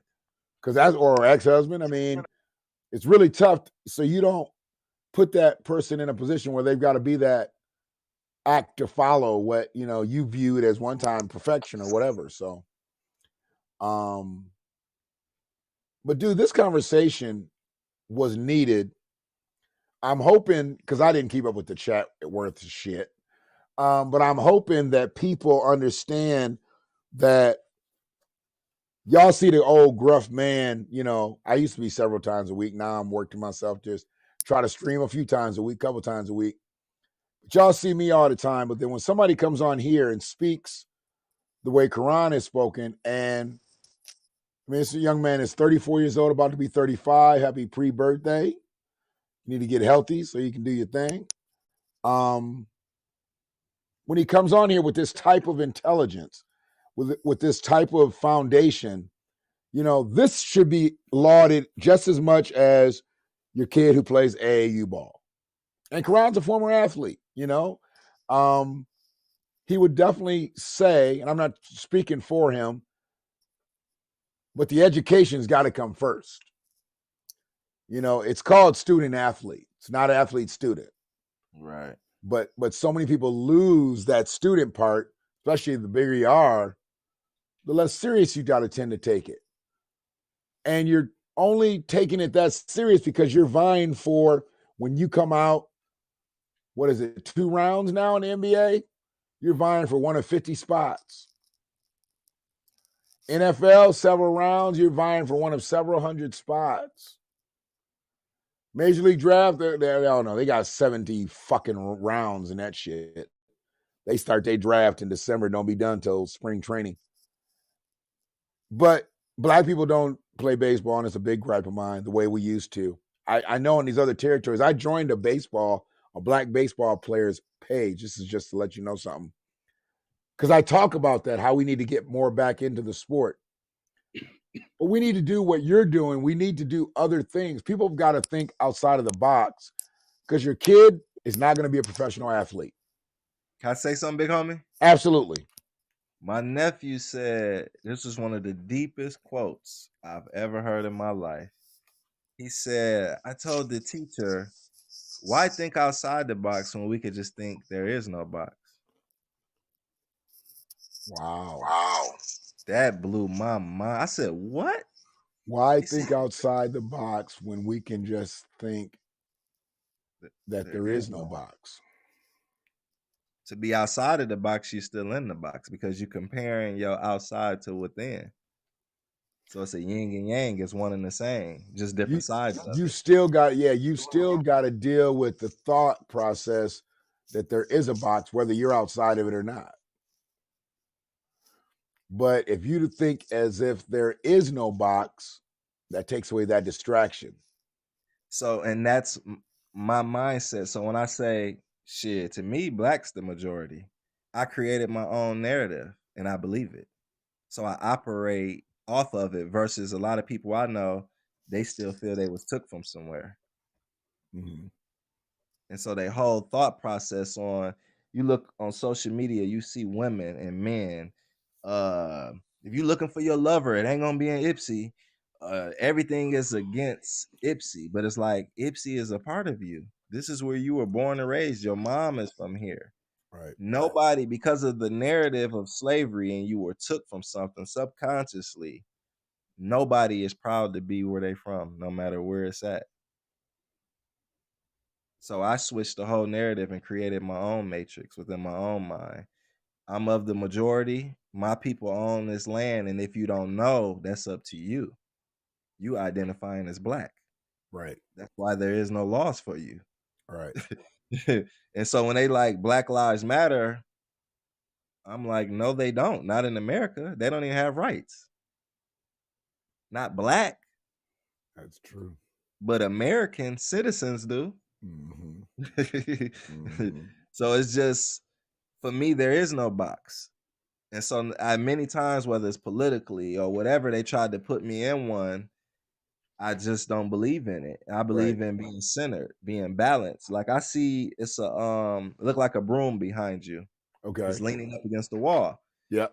If you touch it a certain way and it's not touching that wall, it's gonna fall over because it'll be unbalanced. Anything in earth, if it doesn't have balance to it, is ungodly.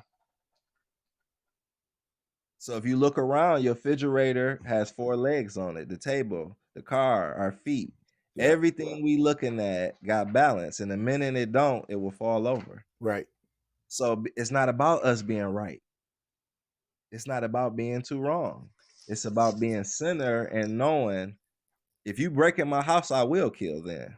Right. But no, I'm not going around riding around looking to kill people. It's not even in my thoughts. But I'm balanced enough to be a great, loving father and protect my family, and I'll bust your head if you come through my door. Right. Balance. And you've got to be in it to be able to do that.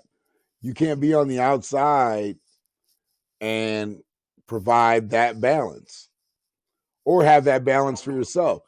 You feel much better. I'm gonna speak for you. I say I'm not gonna speak for you, but I'm speaking for you. I know you feel better when all your children are under your roof with you. It's the most secure feeling. Secure is the word I could say. It's the most secure feeling ever. Yeah.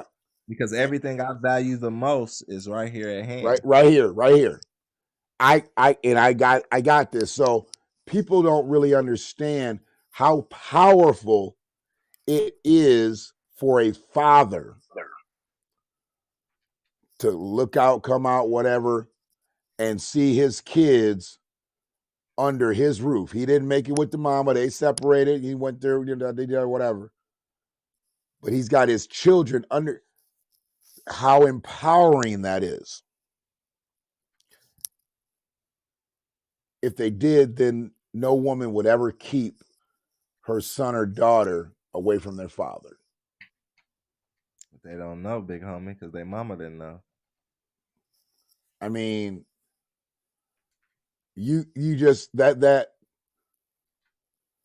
father, you wanted to protect you all through your pregnancy, and you did the Lamaze class, and you did this, and you did that, but now you won't give him an opportunity to protect his baby, what he created.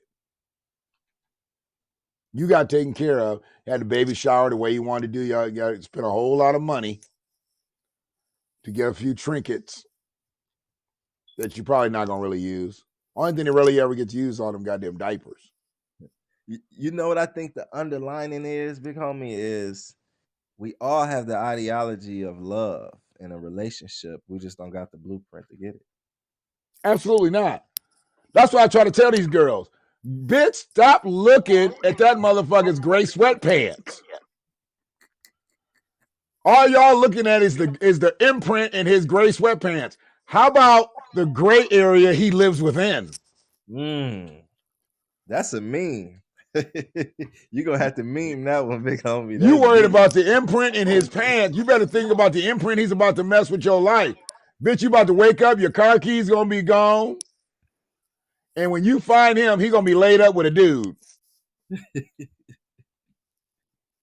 But you got him because you saw the imprint in his sweatpants. Well, so did Jamal. And you know what's so sad is us men operate like that too. We looking for a fat ass. Oh face. Man, it's horrible with us because God damn it, since you're gonna bring up asses, it's horrible with us. Cause these asses out here, these BBLs, what's wrong with these women? I mean, look, I know every woman's not blessed to have something out there like that. And I've never really been for or against modifications. I just don't like it when they just get so extreme anyway, whether it be just titties, ass, whatever. But these BBLs, I would never mess with a girl with anything. Oh, I could never. Oh, no. I'm talking about optically. Right. Because I've seen some people get some enhancements, but if she had some thighs already and that thigh meat matchup, okay.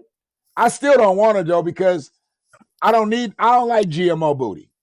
Give me some organic booty.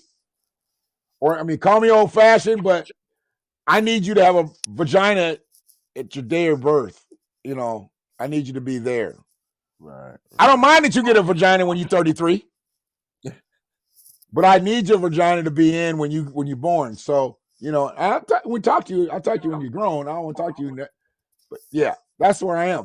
A lot of motherfuckers scared to say that, and I know a lot of these cats done fucked with some chicks that ain't really chicks, and probably just fucked with some dudes, but don't really want to admit that. I mean, it's a strange situation. You all in when you there, when you doing that, dog. You can't just come out and just live your life. Fuck them. Fuck them. I know dudes got motherfucking multiple kids. Gay is all day long, but they won't come out. Won't come out, dog. They won't come out. And the crazy thing is, nigga, we all know. He said, we already know. We already know, you know, we just want you to live comfortably. Some people don't do that. So they'd rather live in that. I think that's terror. I think you're terrorizing your spirit when you can't live your truth. I agree. So that's a problem. But as men, we have to be there for our kids. And sometimes it's not about just buying them something, this, that, and the other. It's just some good old fashioned time. Some kids just desire your time. Don't want shit. Right. They just want your time. And if you give them your time, the benefits are ridiculous. That's how my oldest is lately. Like, I've been so happy because she's been calling me every day, checking up on me.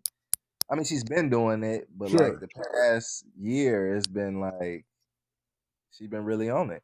Like, really on it. She She'll sees call- something, she's also seeing you stretch out into different spaces. See, she's old enough to have maybe not totally understood all the dynamics, but she done seen you go through the political run shit. Right. Yeah, she's 15. Yeah, so she's old enough to really understand. Yeah. Whereas the other ones are just now getting there and talking, but she old. She's because she's the oldest, the eldest of the siblings, she's a little bit older. Right. So that matters too. You know, not just she's 15, but she's 15 and she's got that, you know, because she's the oldest sister, she's already, you know, she's a protector. She's, you know, a nurturer and things like that in her own right with her siblings. And she's gonna take care of dad. She's gonna take care of dad. I mean, that's coming naturally, you know. Right. And had you not been in her life, then she'd probably think differently, you know. Right. But y'all just need to keep building. Cause I'm sorry, all these celebrities and motherfuckers get on IG and Facebook and Twitter and all that shit talking about goals, relationship goals. All these motherfuckers is divorcing, Right. or somebody's coming out, Right. or I mean, you know, goals. I'm like, I mean, look at Megan Good shit.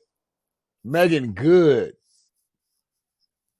And I looked at that relationship and I was like, that's failed. He's gonna be in the mirror more than she is.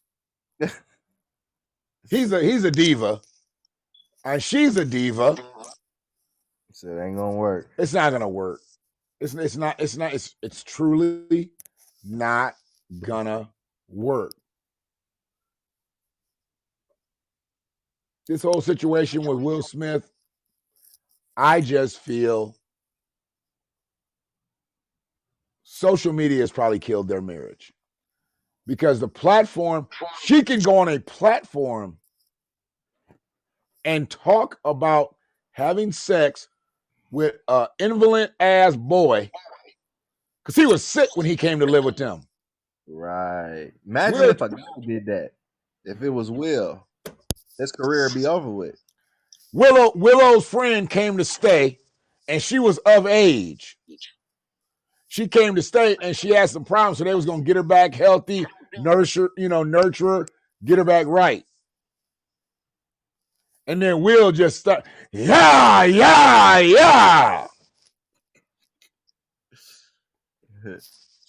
I don't think Will's doing Independence Day 2. And they'd be like, Bad Boys for Life? Nah, nigga, not no more. Not no more. Not no more. We getting Martin a whole new partner. It's gonna be Martin and Tracy Lawrence. And there's no way Will Smith could have done what she's done to him, could have flipped that shit around. Will Smith couldn't have had a red table talk. Right. I mean, come on, man. We literally watched this bitch flat out come out and was like, I was taking mad dick in the house that Will built. Because Jada didn't build that. Let's just be honest. That different world money wasn't that different. Right. Not like And all her little movie ass roles, they was just a step above hood flicks. Jason's Lyric was just above a hood flick. Jason Lyric today would be a Netflix or a Prime Video. Because you go back and look at that, we thought it was gully back in the day. It's really fucked up shit in Jason's Lyric. Right. It's about 3 steps above a Tyler Perry flick. Then you got Will making motherfucking monumental movies after monumental movie. Jada didn't do shit around there. Jada came with 2 grocery sacks compared to what Will came with. Right. Then built the production company and built all that shit for her to be able to put her projects and shit out. Like nobody else buying your project, baby. Just go ahead and put your own little movie out. Go ahead. Put her on the shit. And this is what you do to this man? Shit. Jada is a harlot. She is. This is more than Tupac. This is way. I know everybody be like, Tupac. No, this is way more than that. Jada is a harlot. Flat out. Because no man takes you off the street. Dude, where do you think Jada Pinkett's career goes if she stays Jada Pinkett? Right. If she doesn't become Jada Pinkett Smith, where do you think her career goes? Good point. I mean, people don't give Will enough credit that he put Jada on just by putting Jada on. He was putting her in his own flicks. People forget she was in Ali with him. That changed his film career. He metamorphosized into an icon. Put her in that movie. I mean, she's disrespectful, dude. And that's lauded now. To be who she was, a sassy, smart mouth, disrespecting. Yeah. That's what the women are coming up at now. I be looking at some of them damn Facebook stories and shit, and I be like, oh my goodness. She really thinks that's going to help her get a man? Right. Really? And I look at their mothers and I'm like, oh, okay. Now I understand. And it's bad. It's bad out here. Some of these women are being prepared for a life of failure and single life because they're never going to get a man or keep a man. Yep. They'll get somebody who's going to come in, bang them innards out for about 6 months, get tired of her. Yeah. And that's what she going to get. And the kid's going to wake up, and be like, Mama, he took my joystick. He drunk all my Capri Suns. Right. Like, Mom, I'm thirsty. I mean, these motherfuckers literally come in and destroy the kid's life. Fuck the chick. The chick was on some dumb shit. Once you become a part of a kid's life and they go to sleep and wake up and you're not there in the morning, you just fucked up their life, bro. Yeah. But you was really only there for one thing anyway. I can remember in the beginning being with Dana, we going on our 3rd year now, and in the beginning, I remember her looking me in my eyes like, "This shit ain't a game. Like, you've been around my kids now; they know you. Like, either you gonna be here or you ain't, because this ain't shit to Right. play with." Right. I understood what she was saying, you know. Yeah. Yeah. I mean, you don't feel too disrespected until somebody disrespects your kids. Until somebody, like, I had these arguments a couple times where the woman didn't feel like I was giving her kids enough attention or whatever. I was like, you got to understand, I don't look at kids as 1, 2, 3, 4 based on age or whatever it is and the other. They're all in it together, and how they get it is how they get it. The older kids tend to get a little bit more because they're a little bit more needy for the things they need. But the younger kids, they get more items because they just desire more. Right. Older kids need bigger shit, you know. But I was like, well, we're not going to treat any kid differently. That was a problem because she thought her kids should have got treated a certain way and my kids get treated a certain way. Got to go. We're not splitting hairs here. It doesn't work that way. You're on a team, you're part of the team. That's just the way it is. And some women don't get that. Some women don't get that concept. That's why they end up single. That's why they end up miserable. That's why they end up fucking up other relationships. End up fucking up other relationships because they give bad advice. I don't know why women stay getting advice from a single woman. What's she really telling you? And you know she's had multiple men. How is she giving you advice and she can't keep a man? Right. Don't go down that rabbit hole. That's You know, real. and you see the way her relationships end tragically every time, but you're going to take advice from her? Come on, sister. Don't do that. Don't do that. You know, and that'd be some retarded shit, dog. They take advice from people like, she telling you to shut down, but she been a hoe since 3rd grade. Just don't give them none, girl. Why don't you take your own advice, bitch? Right. She's been a host since 3rd grade. Dog, you're a clinic up in there. You got a whole fucking clinic up in that bitch. But you want to tell other chicks, and like, you know, because most of this shit is like battery in the back type shit. Most of these women are not real. You know, black people, and we're gonna close this out because I know you're getting tired again. Black people are conservatives by nature. We are. We're conservatives by nature because we believe in family. We believe in that, you know, inner family structure. We don't believe in all this wild shit like, oh, dude, ain't no black people coming up with this birthing shit. You're a birthing parent, and you're a this, and there ain't no black people doing this dumb shit. Right. Black people know there's a mama and there's a daddy, there's a grandma and there's a grandpa. Whether the motherfuckers all worked it out or not, that ain't got nothing to do with nothing. Right. But it ain't a whole bunch of mamas and it ain't a whole bunch of daddies. Contrary to the Holy Bible, the Father and the Son and the Holy Ghost. There had to be some vajayjay somewhere. Somewhere. Can I get a fallopian tube for 200? God damn. These motherfuckers made it seem like civilization started 3 dudes.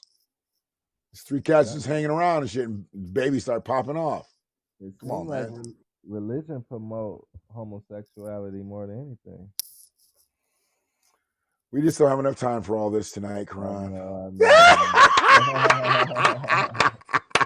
Because if we did, oh my goodness, boy, that just said we don't hit 1 o'clock. Yeah. And I don't. Oh boy, you done started something. Well, it looks like we're gonna have to get back on here soon because we just dove right into something there. I try to explain our church and today's church. Today's church is moist. I mean, there's an extreme level of moisture in today's church. And as much as you see preachers preach against homosexuality, they creating some of the moisture. Right. I mean, I see pastors with gay armor bearers,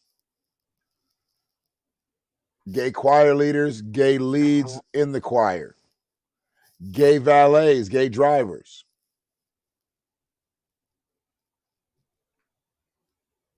Pastor gay. Because see, me, you being gay don't bother me.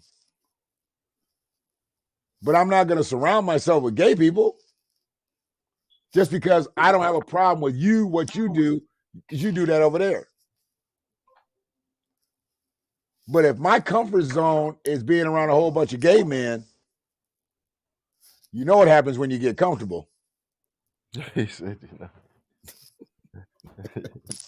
That's all I'm saying. That's all I'm saying. And everybody who knows me knows that that's what it is. It ain't got nothing to feeling less than a man or feeling insecure. No. The motherfucking term is when in Rome. That's the term. I didn't make the term up. If I could have coined when in Rome, do as the Romans do, okay. But I didn't. That term has been around because there's been a lot of motherfuckers, when they've been in Rome, they do as Roman do. Or they just do Roman. Here's what it is. Brother, you got to get better. You got to feel better. Dana, you get better too. I don't know if you're still awake back there. Yeah, she over here doing the presents. Okay, cool.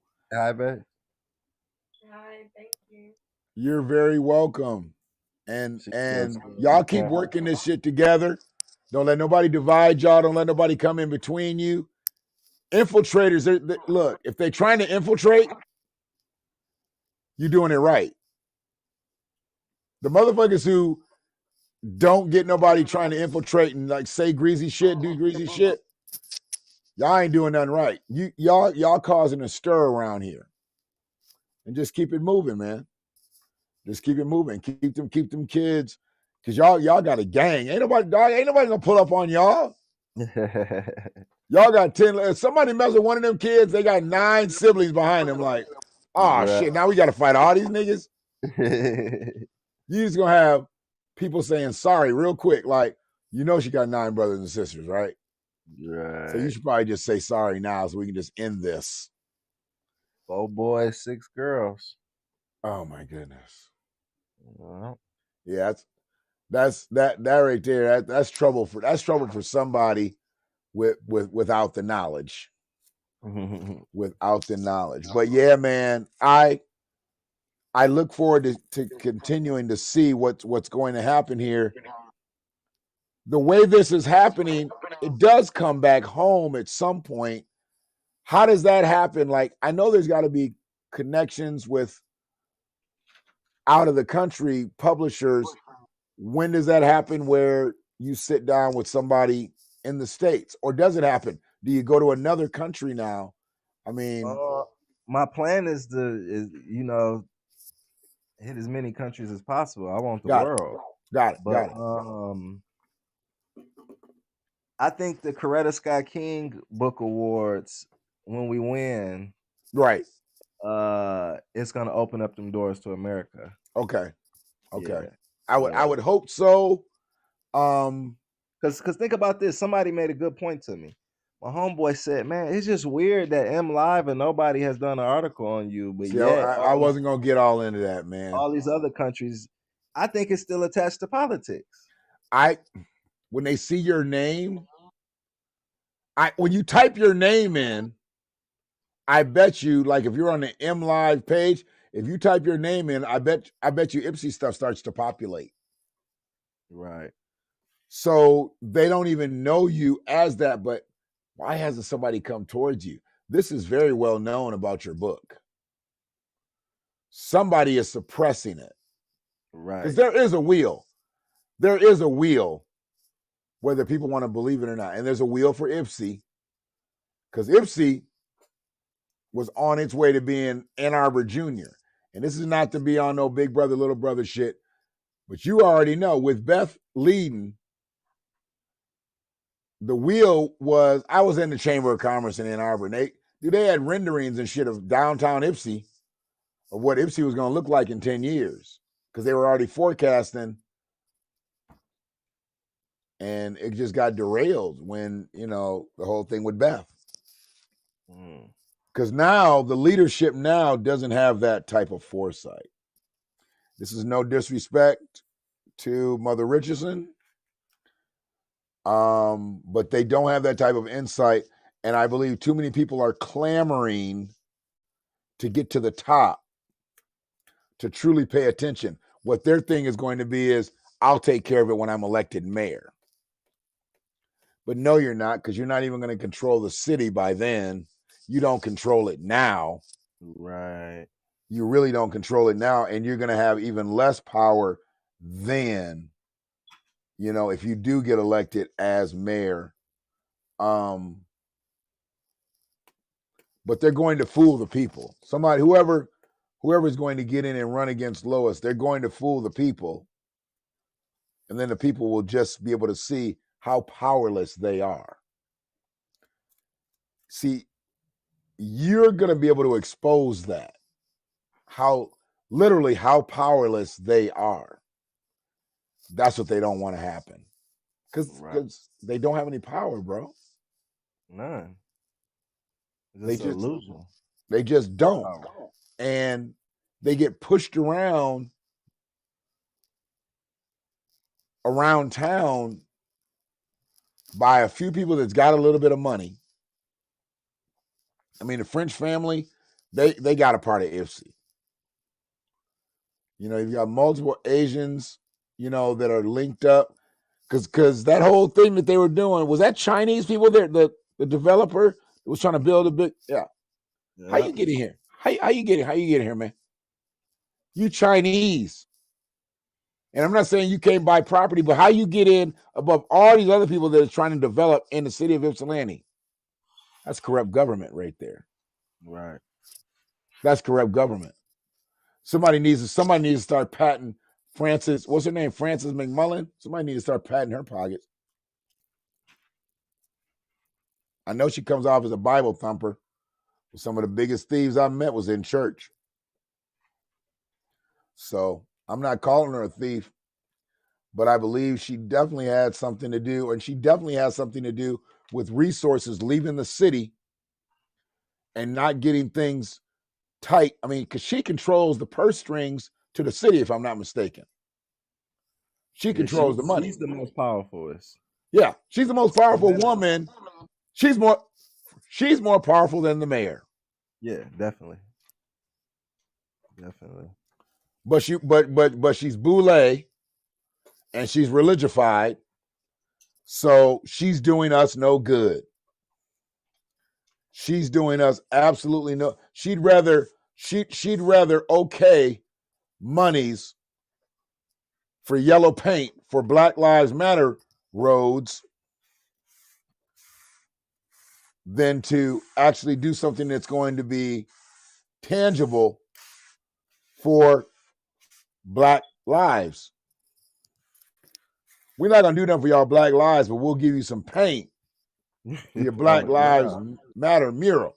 On the ground. We're gonna write it on the ground. Yeah, we're gonna put it on the ground, let cars roll all over it. Because y'all mean so much to us.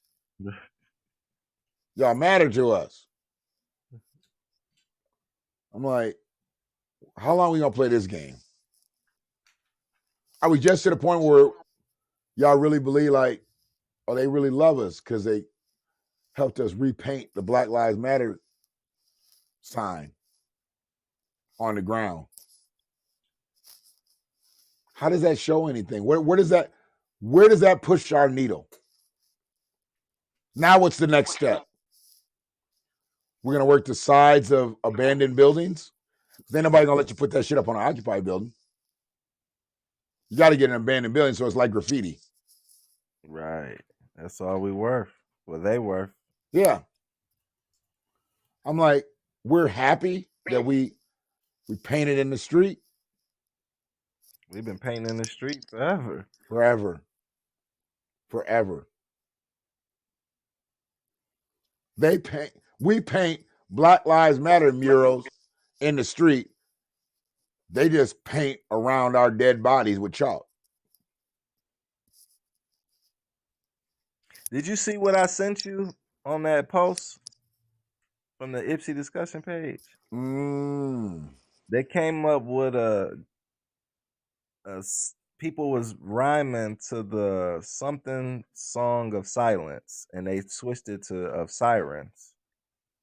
And they got all of these little rhymes about the sirens in Ipsy. No, and so, what? Yeah, and so I commented it and I said, "How is this funny or cool?" And I said, "When it's black youth gun violence, which is causing a lot of the sirens, and y'all know that." And I said, "What's even sadder is you got a school board member in here." And I was waiting for her to get smart. And I said, "Well, we're just gonna do a rhyme on political figures' husbands raping people. Because her husband." This Mackenzie Karen Reddy. Yeah, that person is the one who posted it. And then I got to reading the comments and stuff. And I'm like, how the hell is this funny? Some people was kind of like, kept it broad, but then you got people talking about Sugar Brook and Really? they rhyming with it. I posted it in our discussion page also too. Oh, was it a gun, a rifle, or a knife? I was so scared I feared for my life. Sounded like a bomb, the whole house shook. They all heard it all the way in Sugarbrook. 'Twas the night, just the sounds of wow. Yeah. Just our pain is their pleasure. It's just funny. And we got a school board member. So when all these sirens going off, it's our youth mainly. So if you elected to help uplift the youth, how are you participating in this post? I'm gonna who I can send it into. She don't need to be in her seat. People already got you in when your husband raped that girl. So she's in Ipsy. Yeah, she's in Ipsy. Remember her husband is Adam Gangsley. Remember he ran against Morgan. Her husband with the rape stuff. Yeah. So I'm like, you should just be quiet. That's how Morgan got the seat. Yeah. Oh boy's bad publicity. It wasn't his good politicking. Yeah, it was boy's bad publicity. Yeah. Wow. Well, you can get a little thick out here. Yeah. So it's just you can get a little thick out here. Well, man.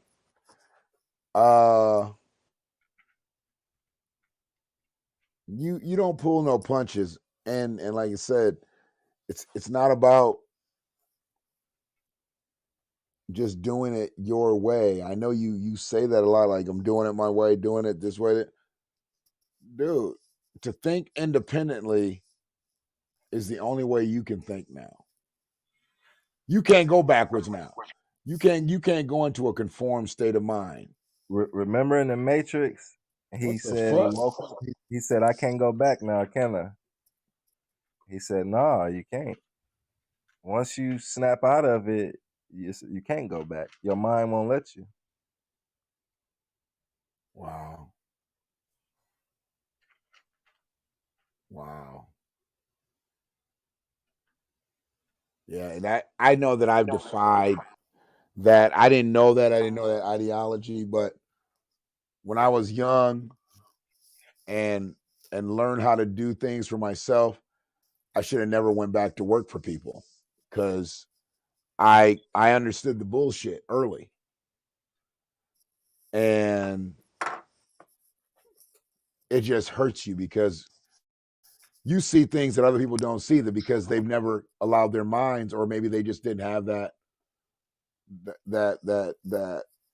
legacy to look up to. But I had seen business owners, I had seen people doing things for themselves, and it just seemed so intriguing to me that I could do that myself. You can't get a lot of people to think past that. And that's why I tried to stop trying to make everybody an entrepreneur in some way. And like, I'll find something that they were good at, I'd want them to run with it. Nah, it doesn't happen. It doesn't happen. I mean, not the way I would want to see it happen. Like, you've been a writer all your life. You had no idea that this is the way it was going to come out. You've been writing. I've been writing my whole life. You've been writing your whole life. And then it comes out this way. And if I had said 10 years ago, yeah, you're going to write a children's book, you're like, you're out of fucking mind. Right. Because you weren't thinking along those lines. You weren't thinking that long term. So, but yeah, when we talk more, we got to continue to dip into the political thing because we got to do something out here. I mean, 22 is coming up, and those midterms, shit's going to change, man. Shit's going to change real quick. The last 2 years of, if he makes it, of his presidency could be real rocky. But it ain't up to us. It's up to them to get it right. Right. And while they're supposed to be getting it right, we need to still be looking for our political footing. And who are we going to support? You know,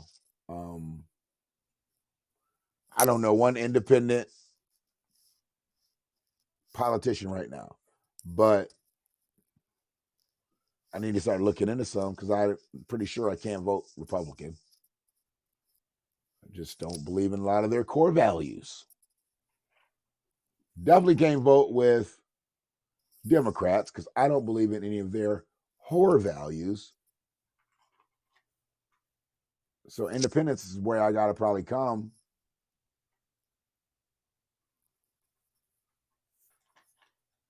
And I just got to find out some more values. But it is what it is. Peace to my people at Cargo 420. Y'all can pause the video. Y'all pause the video. Y'all can just scan this. Just pause it. There you go. Scan that. Only for adults. Only for adults, just so I can make sure. We've gone a long time. I don't know if you've seen my cast recently, but I've had to put out a disclaimer because they've allowed children to be on our platforms. I don't believe my cast are anywhere for a child's ears to be. So I make it clear when I come on that I don't need kids here, don't want them here. We are not kid friendly. And this is just pretty much the way I do it. Do yourself a fucking favor and get the fuck out of my store. Get the fuck out of here. Get the fuck out of here. Get the fuck out of here. Get the fuck out of here. Get the fuck out. Get the fuck off the property. That's pretty much the way I do it. Just tell kids, get the fuck out of here. The message is not for children. We speak differently. We do a lot, you know, it's not for kids. Kids can learn from some of the messages, but I didn't bring them here to do that. I didn't come to this platform to be Nick at Night. Let's keep the kids where they're supposed to be. But this platform has something to do with Twitch. And I guess Twitch is big into gaming. So I can probably understand that relationship there. Probably going to bring them some revenue. But I don't care. I don't need kids listening to my cast. And the only way a kid really hears me talk like this is if I've already gotten permission from their mother and father to be like, okay, this is the way I go about these things. And they know. So other than that, you've got to get better because we got to get you back out here like really, the M Live thing just bothered me. They've not done one fucking thing on this book. Not even the EMU Echo, like even none of the local stuff, like none. Like the book doesn't even exist. Yeah, they see it though. What I love is that it's out of the country, so that can't nobody stop it. But the Right. country that's dealing with me. Right. And you know, you went about that the wrong way. They were supposed to be able to stifle you here, then try to make you buckle so you would sell the book the way they wanted you to sell it. But see, you went now you're outside of the country and you're selling it the way you want to sell it. They don't like that shit. Right. They like that nigga and Belly. I don't like that shit. I don't like that shit. This brother I don't like that shit. I don't like that shit at all. So you just have to keep plugging fucking away. Cause winners win. Winners win. Winners don't lose all the time. Winners have to lose eventually, but winners win. Shit, And I you've did all already, my losing growing up. yeah, It's win time now. it's win time, dude. Dude, you went through all the, you know what they do now? Rebuilding. You went through your rebuilding phase. Now you got what you need. Now it's time to go build for the championship team. And that's what you have to believe. Everything right now, you're building for a championship team. I don't believe in just, I'm not trying to raise no kid just to be a kid. I'm trying to raise a champion. Right. I'm trying to, there's no, I don't even want to be a part. If I can't raise you to be a champion, or you just want to be a mid-level motherfucker, okay, go on over there with them. Because I don't want no mid-level motherfuckers around me. Mid-level motherfuckers make me itch. I hate a mid-level motherfucker. I need a motherfucker that's thinking tip-top every time. Has nothing to do with ownership, being the man, entrepreneurship, but you've got to be, dog, you can be the motherfucking dryer at the car wash. I need you to be the best dryer at the car wash. I mean, I need you to come out. Don't come out with no two rags. Get them mitts, get them things, and just be working it and shit. Be doing your thing and be the best. Yeah, Be the best. it's a mentality. It's gonna carry on to everything else you do. Period. Don't just think you drying cars. You are carrying yourself to your next opportunity. You might be drying today. You might be counting the money tomorrow. Right. That motherfucker over there might be stealing and shit. He might be out of a job in a minute. And then they might bring you in the office and be like, hey, look, you on the money today. And as long as you don't steal, you just got the job that motherfucker couldn't keep because he couldn't keep his hands to himself. Do the job. Do the work that is presented. And, you know, everything else works itself out for the most part. Don't let nobody misuse you, abuse you, and underpay you because they feel like it. Find you somebody that's going to pay you your worth. If you don't, that's your fault. That's the way I got to see it. My brother, I want to give you the final word because technically I was going up, but because you got on this and you got in here, I was like, look, he done made the account, everything, bringing him up. I need you to give us a final word because your positivity, and I'm about to go dig all into balance. I'm about to go dig all into balance on the word. So yeah, when I come back, I'm gonna have some shit for balance. But go ahead. Yeah. Please close me out. Like, I just want to say thanks for having me. Most The app definitely. is dope, so I'm definitely gonna be utilizing it to my full potential. I Yeah. appreciate everybody chiming in and commenting, asking questions. You can find the book again at wokeseed.com. We got One Guy Clothing brand. You can find at oneguyclothingstore.com. My lady brand, Dana Love Fashion. You can find at danalovefashion.com. You can find us if you're in Michigan. We in Westland Mall, Fridays, Saturdays, and Sundays. It's an experience store. Good luck to everybody. Happy holidays, and be safe out there and stay on point. All right. Get healthy. Dana, get healthy. Y'all take care of each other. Take care of them babies. Y'all enjoy the holiday. Let them open their gifts. And I look forward to seeing you at full strength in a couple days here. Yes, sir. Yes, sir. All right. I appreciate everybody in the Half Space, YouTube, Facebook, Twitter, and for all the kids that are out there. Do yourself a fucking favor and get the fuck out of my store. Get the fuck out of here. Get the fuck out of here. Get the fuck out of here. Get the fuck out of here. Get the fuck out. Get the fuck off the bus. Peace and love, big homie. One love.